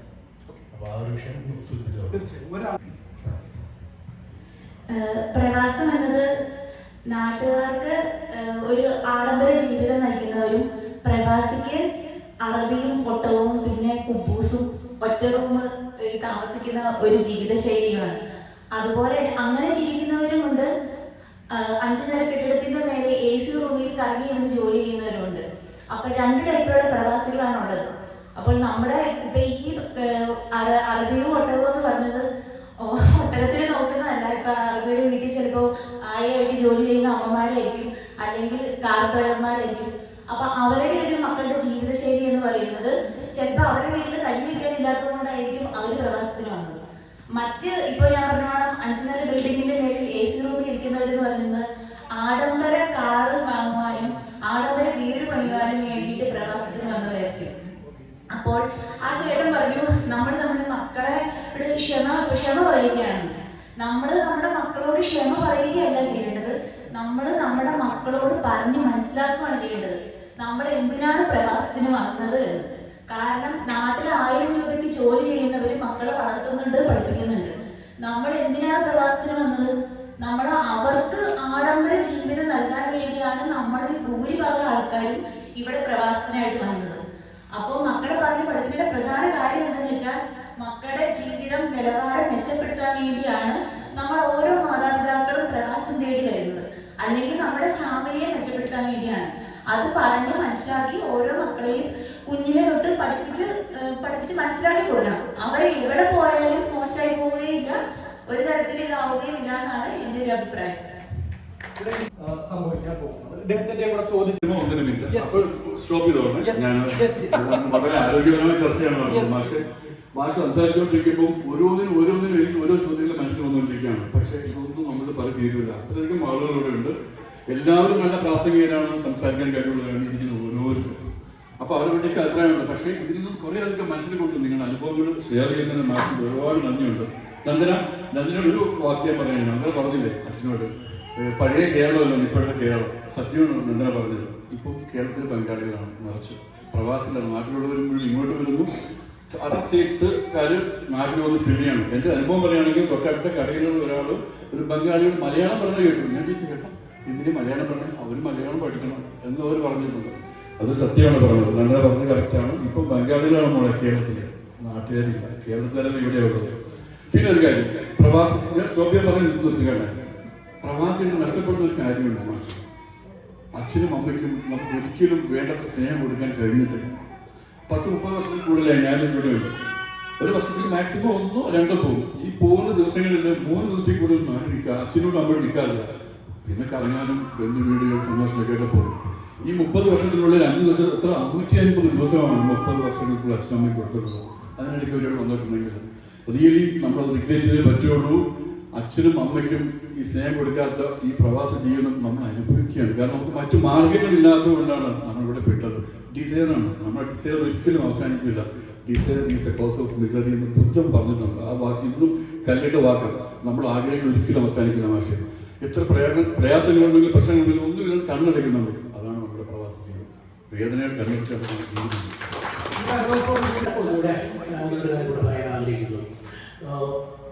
അപ്പൊ ഈ നമ്മൾ ഈ ഇരിക്കുന്ന ആൾക്കാർ മുമ്പേ ആരോ പറഞ്ഞ പോലെ ഒരു elite section of the community. ഇതല്ല പ്രവാസം. ഇതിനൊരു മറുവശമുണ്ട്, അത് ദയനീയമാണ്. അതിഭീകരമായിട്ടുള്ള സമ്മർദ്ദത്തിൽ 900 രൂപ, 800 രൂപ, 700 രൂപ പോലും മേടിച്ചിട്ട് 2 അറ്റവും പൊട്ടിക്കാൻ ശ്രമിക്കുന്ന ഒരു പ്രവാസമാണ്. നമ്മൾ അവരുടെയാണ് യഥാർത്ഥത്തിൽ പ്രോബ്ലം, നമ്മളത് പ്രോബ്ലം അല്ല. അപ്പോൾ ഇങ്ങനെ നമ്മൾ പറയുമ്പോഴേ എനിക്ക് ഇതിൽ അവസാനിപ്പിച്ച് പറയാനുള്ളത്, നമ്മൾ ആരാണെങ്കിൽ സുധീറാൻ തോന്നുന്നു പറഞ്ഞ സംസ്കാരം എന്ന് പറഞ്ഞാൽ നമ്മുടെ സംസ്കാരപരമായിട്ടുള്ള കാര്യങ്ങളിൽ നമ്മൾ വിട്ടുപോകുന്നു എന്നൊരു പറച്ചിലുണ്ടായി. നോക്ക്, ഞാൻ വളരെയധികം യാത്രകളെ ഇഷ്ടപ്പെടുന്ന ഒരാളാണ്. നമ്മൾ വായിക്കുന്ന ആൾക്കാരാണ്. ഭാരതം പോലെ, ഇന്ത്യ പോലെ മറ്റൊരു രാജ്യമില്ല. നമ്മുടെ സംസ്കാരം പോലെ ഇത്രമാത്രം മഹത്തരമായിട്ടുള്ള മറ്റൊരു സംസ്കാരമില്ല. നമ്മുടെ നാടാണ് ലോകത്തിലെ ഏറ്റവും നല്ല, മറ്റൊന്നും പന്നലാണ് എന്നല്ല ഞാൻ പറയുന്നത്. നമ്മുടെ ഇന്ത്യയാണ് ഏറ്റവും ജീവിക്കാനും ജീവിച്ച് രസിക്കാനും ഒക്കെ ഇഷ്ടപ്പെട്ട സ്ഥലം. നിങ്ങൾക്കറിയാം, ഓസ്ട്രേലിയയിലും കാനഡയിലും പോയി ഒരു ഡോക്ടറിനെ കാണണമെന്നുണ്ടെങ്കിൽ 6 മാസം കാത്തിരിക്കണം, 3 മാസം കാത്തിരിക്കണം. നമ്മുടെ ഇന്ത്യ അങ്ങനെയല്ല. നമ്മളൊക്കെ അറിഞ്ഞോ അറിയാതെയോ ചെയ്തു പോകുന്നൊരു തെറ്റുണ്ട്. അത് നമ്മൾ നമ്മുടെ മക്കളെ വലുതാക്കി, മുമ്പേ അദ്ദേഹം പറഞ്ഞ പോലെ നമ്മൾ എന്തിനാണ് ജീവിക്കുന്നത്, എന്തിനാണ് പ്രവാസിയാകുന്നത്, മക്കളെ നന്നാക്കാനാണ്, അല്ലേ? അതാണ് ഒരു പക്ഷേ നമ്മൾ ചെയ്യുന്നത്. നമ്മുടെ അച്ഛനെയും അമ്മയെ നന്നാക്കാൻ കൂടെ അല്ല. അതാണ് അവർ കണ്ടു വളർന്നത്. അതാണ് ഒരു പ്രശ്നം. ഇവിടെ എനിക്ക് നിങ്ങളോട് പറയാനുള്ളത്, നമ്മളുടെ ഇന്ത്യയെ നന്നാക്കാൻ, അതിൻ്റെ ഭാഗമാക്കാൻ വേണ്ടി നമ്മൾ ശ്രമിക്കണം. നമ്മൾ പ്രവാസികൾ ഇപ്പോൾ എല്ലാവരും ചെയ്തിട്ട് കാര്യം, കുട്ടികൾ 10ാം ക്ലാസ് കഴിഞ്ഞാൽ ഉടനെ അവരെ നേരെ ഓസ്ട്രേലിയക്കും കാനഡയ്ക്കും അവിടേക്കും ഇവിടെയൊക്കെ വിടുകയാണ്. നമ്മുടെ സംസ്കാരത്തെ ഇല്ലാതാക്കുന്നത്. അവിടെയാണ് ഗോപൻ പറഞ്ഞ കാര്യം ഏറ്റവും പ്രസക്തമാകുന്നത്. കാര്യം നാളെ പ്രവാസം ഒന്നുമില്ല, അവർ മറ്റൊരു സംസ്കാരത്തിലാണ് പോകുന്നത്. അവർക്ക് അച്ഛൻ, അമ്മ, മക്കൾ ഇതൊന്നുമില്ല. നമ്മുടെ രാജേഷ് പറഞ്ഞ കാര്യമുണ്ട്, നമ്മളൊക്കെ മറച്ചു വെച്ച കാര്യം ഇന്ന് മറയില്ലാതെ നടക്കുകയാണ്. അതാണോ നമ്മുടെ സംസ്കാരം? എല്ലാം വേണം, വേണ്ട എന്നല്ല. നമ്മൾ നോക്കേണ്ടത് ഏറ്റവും നല്ല ഇൻസ്റ്റിറ്റ്യൂട്ടുകൾ നമ്മുടെ നാട്ടിലുണ്ട്, ഏറ്റവും നല്ല സ്ഥാപനങ്ങൾ നമ്മുടെ നാട്ടിലുണ്ട്, ഏറ്റവും നല്ല സ്റ്റാർട്ടപ്പുകൾ നമുക്ക് നടത്തും, ഏറ്റവും നല്ല കമ്പനികൾ, ലോകത്തിലെ ഏറ്റവും നല്ല കമ്പനികൾ നമ്മുടെ ഇന്ത്യയിലാണ്.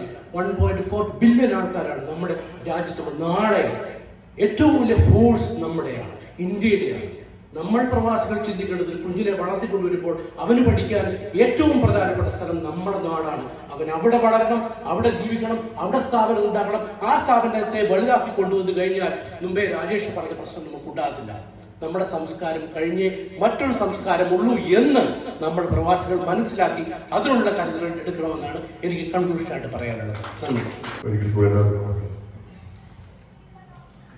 എനിക്ക് തോന്നുന്നത് ഇങ്ങനെ 1-2 കാര്യങ്ങൾ പരാമർശിക്കാൻ താല്പര്യപ്പെടുന്നു. ഒന്ന്, ഗോപൻ പറഞ്ഞതുപോലെ ഇനിയൊരു പ്രവാസം വരുന്ന കാലഘട്ടങ്ങളിൽ ഇനിയൊരു പ്രവാസം ഉണ്ടാവില്ല എന്നൊരു പോലും നമ്മൾ പറഞ്ഞു.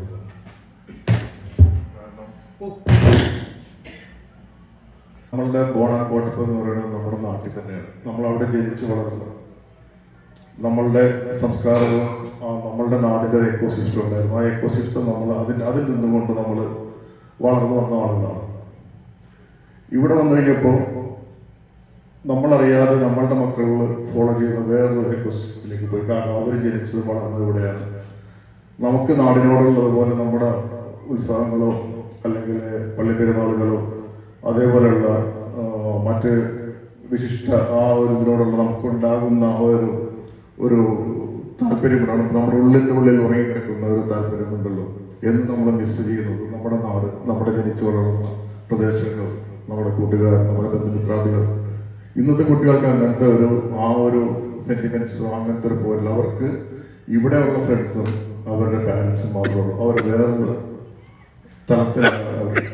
അതുകൊണ്ടാണ് അവർക്ക് ഒരിക്കലും ഇങ്ങനൊരു പ്രവാസം ഉണ്ടാകാതെ പോകുന്നത്. അവർക്ക് അങ്ങനത്തെ ഒരു ബുദ്ധിമുട്ടില്ല. കാരണം അവർ ഇവിടുത്തെ ഈ എക്കോസിസ്റ്റവുമായിട്ട് അഡ്ജസ്റ്റ് ആയ ആളുകളാണ്, അത് ഉൾക്കൊണ്ട ആളുകളാണ്.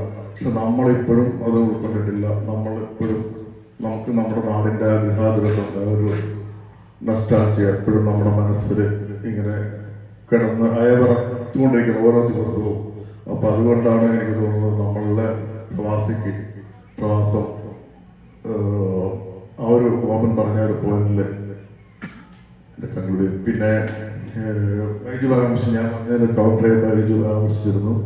അതിന് പറയുകയാണ് ഞാൻ പറയുന്നത്, പ്രവാസം നമ്മുടെ നാട്ടിൽ എവിടെ എത്തി നിൽക്കുന്നുള്ള ഇവിടുത്തെ പ്രവാസത്തിൻ്റെ ആ ഒരു മാധുര്യമല്ല പറഞ്ഞത്. നമ്മുടെ നാട്ടിൽ പ്രവാസം എവിടെ എത്തി നിൽക്കുന്നു, അതായത് ആ ഒരു 30 വർഷം കൊണ്ട് 28 വർഷം കൊണ്ട് വന്ന വ്യത്യാസം. അന്ന് നമുക്ക് ഒരുപാട് പേര് നമ്മുടെ ചുറ്റും ഉണ്ടായിരുന്നെങ്കിൽ, ഒരുപാട് ആളുകൾ നമ്മുടെ കൂടെ ഉണ്ടായിരുന്നെങ്കിൽ, ഇന്ന് അവരെല്ലാം അവരവരുടേതായ ലോകത്തിലേക്ക് മാറി, നമ്മളുടേതായ ലോകത്തിലേക്ക് മാറി. അപ്പോൾ അതുകൊണ്ട് ഉണ്ടാകുന്ന ഒരു പ്രവാസത്തിൽ നമ്മുടെ നാടും നാട്ടുകാരും അല്ലെങ്കിൽ നമ്മുടെ വേണ്ടപ്പെട്ടവരുടെ ഒറ്റപ്പെടൽ, അത് എന്നെ പറ്റിയാണ് ഞാൻ സൂചിപ്പിച്ചത്.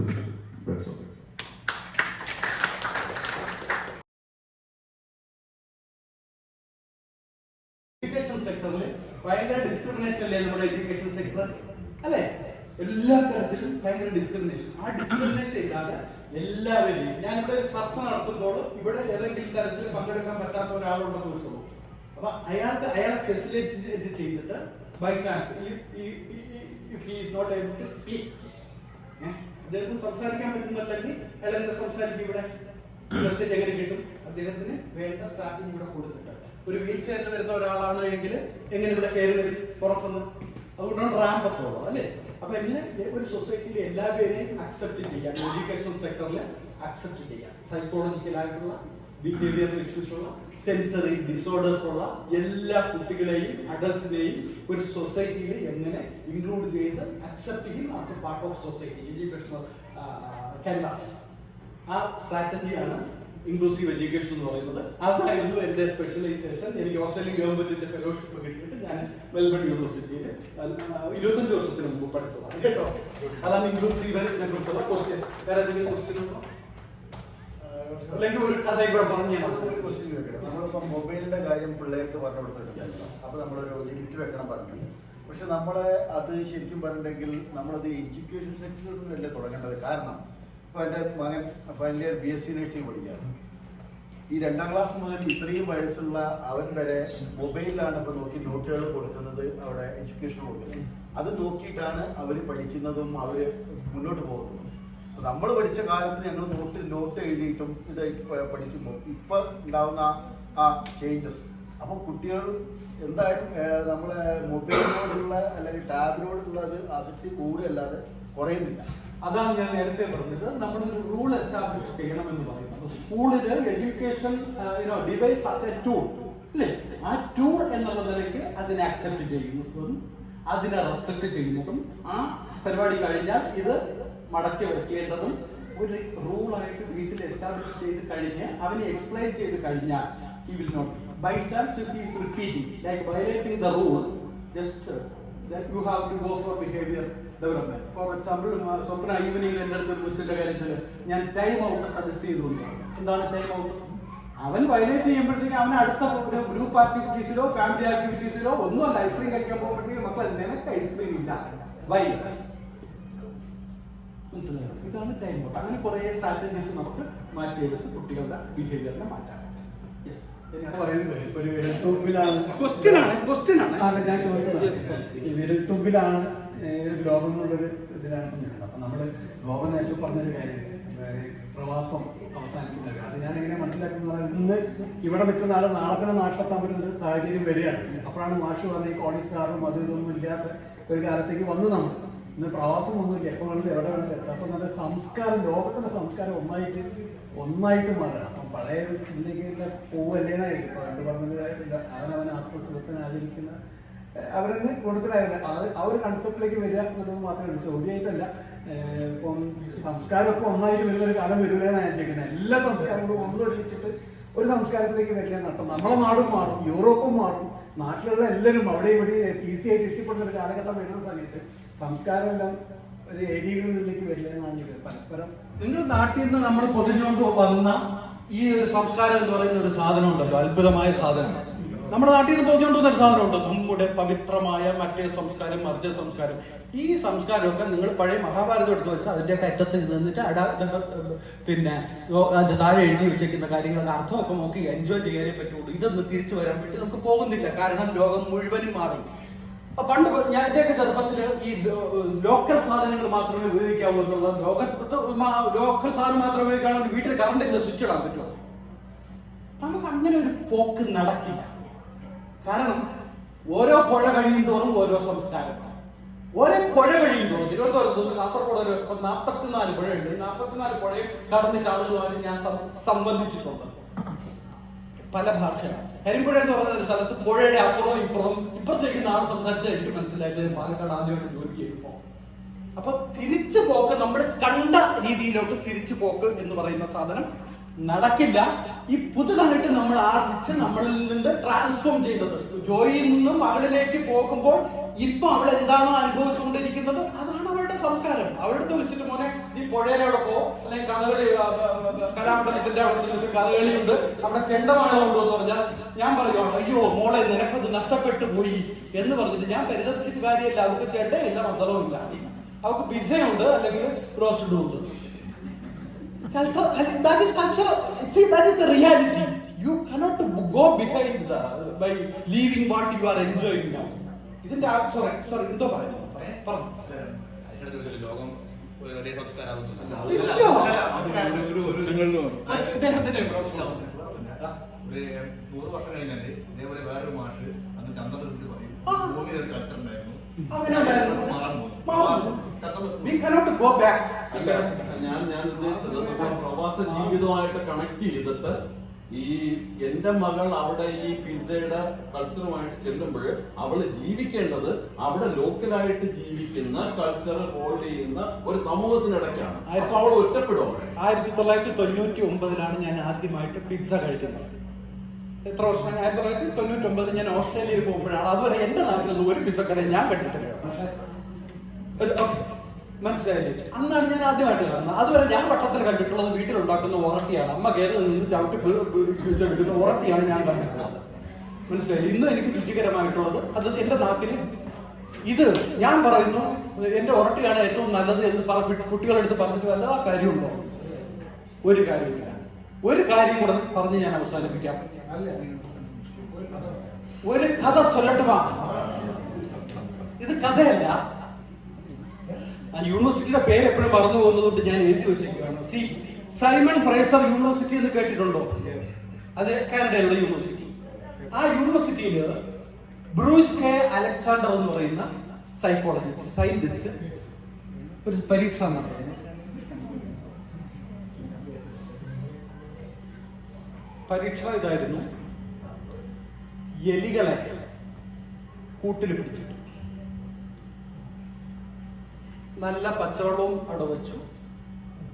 നമ്മുടെ മെറ്റ്ഫോർമിന് മയക്കുമെന്ന സാധനത്തിന്റെ പേര് എന്താണ്? മെറ്റ്ഫോർമിൻ മറ്റേ ടാബ്ലറ്റ്, മോർഫിൻ ടാബ്ലറ്റ് ചേർത്ത വെള്ളവും കൂടെ അവിടെ വെച്ചു. എന്നിട്ട് ഈ കൂട്ടിനകത്ത് ഈ എലികൾ എങ്ങനെയാണ് പെരുമാറുന്നത് എന്ന് നോക്കുമ്പോൾ ഈ ഒറ്റപ്പെട്ട എലി അതിനകത്ത് പോയി മോർഫിൻ കലർന്ന വെള്ളം റിപ്പീറ്റഡ് ആയിട്ട് കുടിച്ചു. രണ്ടും ആദ്യം ടേസ്റ്റ് നോക്കി, പിന്നെ അദ്ദേഹത്തിന് മോർഫിൻ കിട്ടി. ഇത് റിപ്പീറ്റഡ് ആയിട്ട് കുടിച്ചു. ആഴ്ചകൾ കഴിഞ്ഞ് മാസങ്ങൾ കഴിഞ്ഞപ്പോഴത്തേക്ക് കണ്ടിന്യൂസ്ലി ഈ മോർഫിൻ അടിച്ച എലി ഫിറ്റായി ചത്തു. പല കൂടുകളിലും ഇതുപോലെ ചത്തുകൊണ്ടിരുന്നു മോർഫിൻ. അവർക്ക് വെള്ളം കുടിക്കാൻ താല്പര്യമില്ല. ഇത് കണ്ടിട്ട് ബ്രൂസ് കെ അലക്സാണ്ടറിന്റെ അടുത്ത് എന്ന് ഫെലോസ് എല്ലാം കൂടെ പറഞ്ഞു, എലികള് ഇങ്ങനെ നിൽക്കുമ്പോൾ അവര് ഈ ഇത്തരത്തിലുള്ള ഡ്രിങ്ക്സ് അടിക്കാനാണ് താല്പര്യമുള്ളത്. അവർക്ക് നല്ല വെള്ളം കുടിക്കാൻ താല്പര്യമില്ല എന്ന ഒരു കൺക്ലൂഷനിൽ എത്തി. അപ്പോൾ അലക്സാണ്ടർ പറഞ്ഞു, no, that is not the way to do that. നമ്മുടെ ഈ എക്സ്പെരിമെൻ്റ് മാറ്റിയിട്ട് എലികളെ നിങ്ങൾ തുറന്നു വിട്ടിട്ട് അവർക്ക് ജീവിക്കുന്നത് പോലെയുള്ള ചുറ്റുപാടുകളെല്ലാം നിങ്ങൾ ആർട്ടിഫിഷ്യലായിട്ട് ക്രിയേറ്റ് ചെയ്യുക. ടണൽസ് ഉണ്ടാക്കുക, ചീസ് കൊടുക്കുക, വാലീസ് ഉണ്ടാക്കുക, ഇതെല്ലാം കൊടുക്കുക. എന്നിട്ട് നിങ്ങൾ പച്ചവെള്ളവും മോർഫിൻ കലർത്തിയ വെള്ളവും കൂടെ കൊണ്ടുവയ്ക്കണം. ഇത് രണ്ടും കുടിച്ചു. ഒരുപാട് എലികൾ, ആയിരക്കണക്കിന് എലികളെ ഇവർ തുറന്നു കിട്ടും. ഈ ക്രിയേറ്റീവ് വില്ലേജിൽ എലി വില്ലേജ് അതിൽ തുറന്നു കിട്ടും. കുറച്ച് ദിവസം കഴിഞ്ഞപ്പോൾ ഇവർ മനസ്സിലായി, ഈ ഗ്രൂപ്പ് കൂടിയിരുന്ന എലികൾ മോർഫിൻ കലർത്തിയ വെള്ളം കുടിച്ചേ. ആ എലികളെല്ലാം തന്നെ ഭൂരിഭാഗം എലികളും, കുറച്ച് മാത്രമേ മറ്റേ ഇത് കുടിച്ചുള്ളൂ. എല്ലാ എലികളും ശുദ്ധജലം മാത്രമേ കുടിച്ചുള്ളൂ. കുടിച്ചിട്ട് അവരെല്ലാം നമ്മളെ പോലെ എന്താണ് അടിച്ചു പൊളിച്ച് അവര് ജീവിച്ചു കൊണ്ടേയിരുന്നു. അപ്പോഴാണ് ബ്രൂസ് കെ അലക്സാണ്ടർ കൺക്ലൂഷനിലെത്തിയത്, സമൂഹത്തില് ഒറ്റപ്പെട്ട് നിൽക്കുമ്പോഴാണ് നമ്മുടെ കൺട്രോൾ എല്ലാം പോയി നമ്മൾ ചിന്തിക്കാത്ത തലത്തിലേക്ക് ഒറ്റപ്പെട്ടു പോകുന്ന മനുഷ്യര് പോകുന്നത്. നമ്മൾ ഗ്രൂപ്പായിട്ട് നിൽക്കുന്ന സമൂഹത്തില് പരസ്പരം സഹായിക്കാനുള്ളപ്പോ, വർത്തമാനം പറയാനുള്ളപ്പോ, ഷെയർ ചെയ്യാനുള്ളപ്പോൾ, സപ്പോർട്ടീവായിട്ടുള്ള ഒരു എൻവയോൺമെന്റിൽ നിൽക്കുമ്പോൾ എലികൾ എങ്ങനെയാണോ സ്വതന്ത്രമായിട്ട് കള്ളടിക്കാതെ, കഞ്ചാവടിക്കാതെ, ചീസും പച്ചവെള്ളവും ഒക്കെ കുടിച്ച് സന്തോഷത്തോടെ ജീവിക്കുന്നത്, അതുപോലെ തന്നെയാണ് മനുഷ്യരുടെ കാര്യം. ഒറ്റപ്പെട്ട് നിൽക്കുമ്പോഴല്ല, കൂട്ടുകൈ നിൽക്കുമ്പോഴാണ്, പരസ്പരം സപ്പോർട്ടീവായി നിൽക്കുമ്പോഴാണ് എല്ലാവർക്കും ഇത്തരത്തിലുള്ള സ്ട്രെസ് അങ്ങനെയുള്ള കാര്യങ്ങളിലൊന്നും പോകാതെ സന്തോഷമായിട്ട് ജീവിക്കാൻ പറ്റുന്നത്. അവിടെയാണ് നമ്മുടെ തറവാടും ഈ പ്രവാസ ലോകത്തിലേക്ക് കണക്ട് ചെയ്യുമ്പോൾ ഒറ്റയായൊന്നുമല്ല എന്ന് നമുക്ക് ചിന്തിക്കാൻ സാധിക്കുന്നത്. എന്താണ്, നമ്മൾ ഒരുമിച്ച് നിൽക്കുമ്പോഴാണ്. പ്രവാസമൊക്കെ മതിയായിട്ട് നിൽക്കുമ്പോഴും ഈ കണക്ടിവിറ്റി ഉണ്ട് എങ്കിൽ അമ്മയും നന്മയും, എല്ലാവരും പറയൂ, എല്ലാവരും എണീക്കും. അമ്മയും നന്മയും ഒന്നാണ്, അമ്മയും നന്മയും ഒന്നാണ്, അമ്മയും നന്മയും ഒന്നാണ്, അമ്മയും നന്മയും ഒന്നാണ്, നമ്മളെല്ലാവരും ഒന്നാണ്, നമ്മളെല്ലാവരും ഒന്നാണ്. അക്കമില്ലാത്തതാം ജീവിതത്തിൽ നമ്മൾ, അക്കമില്ലാത്തതാം ജീവിതത്തിൽ നമ്മൾ ഒറ്റയല്ല, ഒറ്റയല്ല, ഒറ്റയല്ല, ഒറ്റയല്ല, ഒറ്റയല്ല, ഒറ്റയല്ല. ഇവിടെ ആയാലും പ്രവാസി ആയാലും പുറത്തു പോയാലും നമ്മൾ ഒറ്റയല്ല, നമ്മളെല്ലാവരും കൂടെ ഒരുമിച്ച് ജീവിക്കുകയാണ് എങ്കിൽ താങ്ക് യു. അവർ മാത്രം സംസാരിച്ചോട്ടെ, എനിക്ക് ഒന്നും പറയാനില്ല. Thank you very much. ഒരു പ്രാവശ്യം നമസ്കാരം. ഇപ്പൊ 2 പ്രാവശ്യം ഞാൻ ഈ പുറത്തു പോയത് എന്റെ മകനുമായിട്ട് സംസാരിക്കാനാണ്. അവൻ UK ഒറ്റയ്ക്കാണ്. അപ്പൊ നമ്മൾ ഈ കൊടുക്കുന്ന സപ്പോർട്ടാണ്. അവർ ഒറ്റയല്ല, ഒറ്റയല്ല, ഒറ്റയല്ല. Thank U.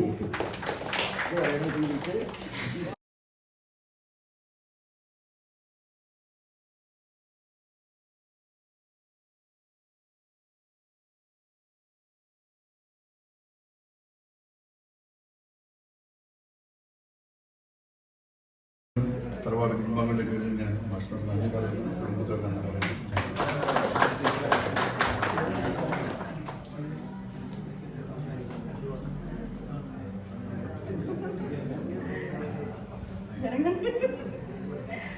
നമസ്കാരം. പണ്ട് ഇടയ്ക്കിടയ്ക്ക് നമ്മുടെ വേണുവേട്ടനൊക്കെ ഉള്ളപ്പോൾ നമ്മുടെ തറവാട്ടിൽ വരുമായിരുന്നു കേട്ടോ. അന്ന് ചെറിയ മക്കളായിരുന്നു കേട്ടത്. ഇപ്പം അതെ, ശശിയേട്ടൻ ഒക്കെ ഉള്ള സമയത്ത് അനില് ഒക്കെ നമ്മുടെ പഴയ 10-20 വർഷമായിട്ടുള്ള കൂട്ടുകാരാണ്. അപ്പോൾ ഇപ്പൊ പുതിയ ജനറേഷനിലുള്ള ആളുകളെ ഒന്നും നമുക്ക് അത്ര അധികം അറിയില്ല. പിന്നെ എന്തെങ്കിലും സ്കൂളുമായിട്ട് ഉള്ള ബന്ധപ്പെട്ടോ അല്ലെ ടീച്ചേഴ്സൊക്കെ ആണെങ്കിൽ കുട്ടികളുടെ പ്രശ്നങ്ങൾ, അല്ലെങ്കിൽ ഡിസ്ലെക്സിക് അങ്ങനെയൊക്കെയുള്ള കുട്ടികളുടെ പ്രശ്നങ്ങൾ, ബിഹേവിയർ ഇഷ്യൂസ്, അതൊക്കെയായിട്ട് ബന്ധപ്പെട്ട ആളുകളാകുമ്പോൾ അവർക്ക് നമ്മളെ കുറെ പേർക്ക് പരിചയമുണ്ട്. വൈകാനും ഈ പുതിയ ജനറേഷന് നമ്മളെ ഒന്ന് പരിചയപ്പെടാൻ നമുക്കും നിങ്ങളെയും ഒത്തിപ്പിടിക്കാനുണ്ട്. അങ്ങനെ കിട്ടിയ ഒരു അവസരത്തിന് നമ്മുടെ രാജേഷിനോട് വളരെയധികം നന്ദി. എനിക്ക് കുറെ പേരുണ്ട് കേട്ടോ ഇതിനകത്ത് നമ്മളെ പരിചയമുള്ളവർ, എല്ലാവരോടും നന്ദി.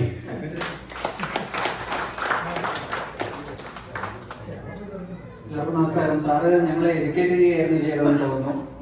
അത് കേട്ടിട്ട് എല്ലാവരും വീട്ടിൽ പോയിട്ട് മൊബൈൽ പൊട്ടിച്ച് കളയരുത് ദയവ് ചെയ്തിട്ട്. അങ്ങനെ കളയുന്നുണ്ടെങ്കിൽ നേരത്തെ പറയണം, നമ്മളൊക്കെ ഉണ്ട് ഇവിടെ ബാക്കി. അപ്പോൾ നമ്മൾ കൺക്ലൂഷനിലേക്ക് പോവാം. തീർച്ചയായിട്ടും നമ്മളൊരു വിശിഷ്ട വ്യക്തിയാണ്, അതിഥിയാണ് വന്നിട്ടുള്ളത്. ഇൻക്ലൂസീവ് എഡ്യൂക്കേഷൻസ് സാറിന് പറഞ്ഞ അങ്ങനെ ഒരു വേർഡ് അതിൽ കണ്ടതുകൊണ്ടാണ് സാർ അതിന് മറുപടി തന്നതിൽ വളരെ സന്തോഷം. അദ്ദേഹത്തെ പൊന്നാട എണീച്ച് ആദരിക്കുന്നതിന് വേണ്ടിയിട്ട് ശ്രീ നിസാർ കോയ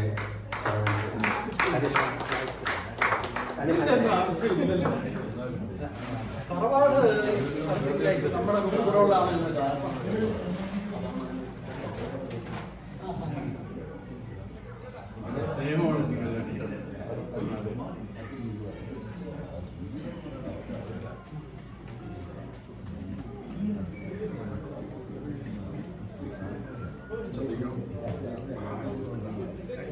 ഏതാണെങ്കിലും സ്നേഹത്തോടുകൂടി തന്നെ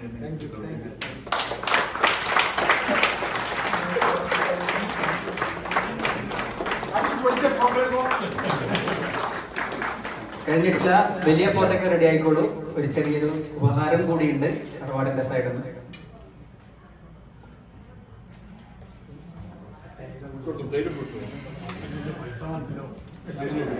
വെള്ളിയാണോ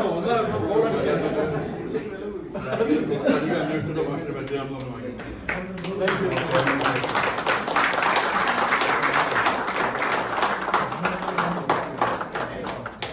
ഇപ്പൊ എല്ലാവരുടെയും അനുഭവത്തോടു കൂടി സാർ സെഷൻ വൈൻഡപ്പ് ചെയ്യുന്ന രാജേഷിന് പറയാം.